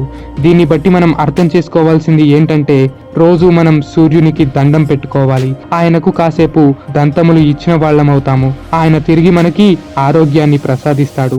ఒకవేళ మేఘాల వల్ల సూర్యుడు కనబడకపోతే సూర్య నమస్కారము బదులు మెత్తటి పాయసము చేసి సూర్యునికి అందించాలి. ఆ వరము కూడా శివుడు సూర్యునికి ఇచ్చాడు. అలా మెత్తని పాయసం చేస్తే భోజనం చేయడానికి సూర్యుడికి ఏ ఇబ్బంది ఉండదు. ఇంకా మాఘమాసములో ప్రతి రథసప్తమి నాడు బాగా మెత్తగా ఆవు పాలతో ఆవు పిడకల మీద వండిన శిష్ట అన్నాన్ని సూర్యునికి ఇంకా శివుడికి నైవేద్యముగా పెట్టాలి. వండేటప్పుడు పాలు ఎక్కువ బియ్యం తక్కువ అయ్యేలా చూసుకోవాలి. బియ్యము ఎక్కువేసి వండిన పరమాన్నాన్ని సూర్యుడు తినలేడు. కాబట్టి ఇది గుర్తుపెట్టుకోండి. ఇంకా స్పష్టంగా చెప్పాలంటే 1 గ్లాసు బియ్యానికి 8 గ్లాసుల పాలు పోయండి. దీనికి మంత్రశాస్త్రాలు కూడా ఒప్పుకుంటాయి. ఆ రకంగా శివుడు అవయవాలు పోయిన వారికి అవయవాలు అందించాడు. వెన్నుపూస పోగొట్టుకున్న ఇంద్రునికి ఆదిశేషుని తోకనే వెన్నుపూసగా ఇచ్చాడు. ఆ తర్వాత పట్టపగలు ఉత్తరం దిక్కేసుకొని పడుకున్న గొర్రెతలని దక్షునికి పెట్టారు. అందుకే పట్టపగలు ఉత్తరం దిక్కుకేసి పడుకుంటే మన బ్రతుకులే సర్వనాశనమవుతాయని పెద్దలు మనకి చెబుతుంటారు. అలా దక్షుడు గొర్రెతలతో బ్రతికాడు. లేవగానే శివుడిని చూసి పాపాలన్నీ గుర్తు తెచ్చుకొని ఒక్కసారిగా ఏడవసాగాడు. సతీదేవిపై దక్షుడికి ఎంతో ప్రేమ ఉన్నప్పటికీ అజ్ఞానము వలన తన కూతుర్నే కోల్పోయాడు. అంతే తప్ప తనకి కూతురి మీద అపారమైన ప్రేమ ఉంది. అలా దక్షుడు ఏడుస్తూ ఎదురుగా దక్షిణమూర్తిగా ఉన్న శివుడిని నమస్కరించాడు. దక్షిణమూర్తి యొక్క బుగ్గలు అచ్చం అద్దము వలె ఉన్నాయి. ఆ బుగ్గల మీద దక్షుడి గొర్రెతల కనపడింది. దాంతో దక్షుడు ఒక్కసారిగా హడలిపోయాడు. పరమేశ్వర, నీ చెంపల మీద వాలిన ఈ గొర్రె ఎవరు అని దక్షుడు అమాయకంగా శివుడినే అడిగాడు. చుట్టుపక్కల చూశాడు. దాంతో చుట్టుపక్కల ఉన్నవారు చిరునవ్వు నవ్వుతూ, ఓ దక్ష ప్రజాపతి, నీవు చేసిన పాపాలకి వీరభద్రుడు నీ తలకాయని బూడిద చేశాడు. నీకు తల లేకపోవటంతో శివుడి ఆజ్ఞతో గొర్రెతలను పెట్టవలసి వచ్చింది అని చెప్పారు. దాంతో దక్షుడు దుఃఖిస్తూ, ఓ శంకర, నా రూపాన్ని నేనే చూడలేకపోతున్నాను. నా భార్యా పిల్లలు ఎలా తట్టుకుంటారు? నా మీద దయ చూపి నా రూపం నాకివ్వు అని అన్నాడు. దానికి శివుడు జాలిపడి, దక్ష, నీ రూపం నీకివ్వటం ధర్మం కాదు. కానీ నీ రూపం నీకొక్కడికే అద్దంలో చూసుకున్నప్పుడు గొర్రెలా కనిపిస్తుంది. మిగతా వారికి ఇంతకు ముందున్న నీతలే కనిపిస్తుంది అని వరమిచ్చాడు. ఆ తర్వాత ఆగిపోయిన యజ్ఞాన్ని మరలా కొనసాగించమని శివుడన్నాడు. అసలు నీ దర్శనం పొందటమే మహాయజ్ఞము కదా అని దక్షుడన్నాడు. అయినప్పటికీ యజ్ఞం అనేది ఓ కర్మ కనుక తప్పక చేయాలి అంటూ శివుడు అనగానే దక్షుడు యజ్ఞం కొనసాగిస్తూ ఈసారి బ్రహ్మ విష్ణు మహేశ్వరులు అందరినీ ఆహ్వానించాడు. త్రిమూర్తులను చూసి పొంగిపోయారు దేవతలు ఇంకా దక్షుడు. అలా యజ్ఞము పూర్తవ్వింది. మేము ముగ్గురం ఒక్కటే, సృష్టికర్తగా భర్తగా హర్తగా 3 రూపాలు ధరించాము, మా పట్ల భేదము పాటించకండి అని గొప్ప సమాచారాన్ని అందించారు ఆ త్రిమూర్తులు. ప్రాచీన బర్హిరాజుని పట్టాభిషేకం చేసి భూమండలాన్ని ధర్మంగా పాలించమని దేవతలు చెప్పారు. అమ్మవారు లేని శివుడు హిరణ్మయమైన అండాన్ని పిలిచాడు. ఆ హిరణ్మయమైన అండము సాక్షాత్తు విష్ణుదేవుడు. ఆ బంగారు అండాన్ని స్మరిస్తూ శివుడు హిమవంతుడిని పిలిచి సతీదేవి శరీరం విడిచాక ఆమె ఈ హిరణ్మయమైన అండముగా మారిపోయింది. ఈ అండాన్ని నీకిస్తున్నాను, ఈ అండాన్ని పూజిస్తే ఆ అమ్మవారే నీకు కూతురిగా జన్మిస్తుంది అని చెప్పాడు. అలా హిమవంతుడు మేనక ఇద్దరు ఆ అండాన్ని తీసుకున్నారు. ఆ అండాన్ని అమ్మవారి విగ్రహం కింద మార్చి పూజించారు. శివపార్వతి ప్రేమ కథలు ఏంటి అని మీ అందరికీ తెలుసుకోవాలనే ఓ ఆసక్తి పుట్టవచ్చు. కానీ ఆ తర్వాతి కథలు అన్నీ శివపురాణంలోనే చెప్పారు. ప్రస్తుతం భాగవతంలో అయితే కేవలం ఇక్కడ దాకానే వారి ప్రస్తావన ఉంది. మిగతా శివపార్వతుల కథ అంతా భవిష్యత్తులో మేం చెప్పబోయే శివపురాణంలోనే మీరు వింటారు.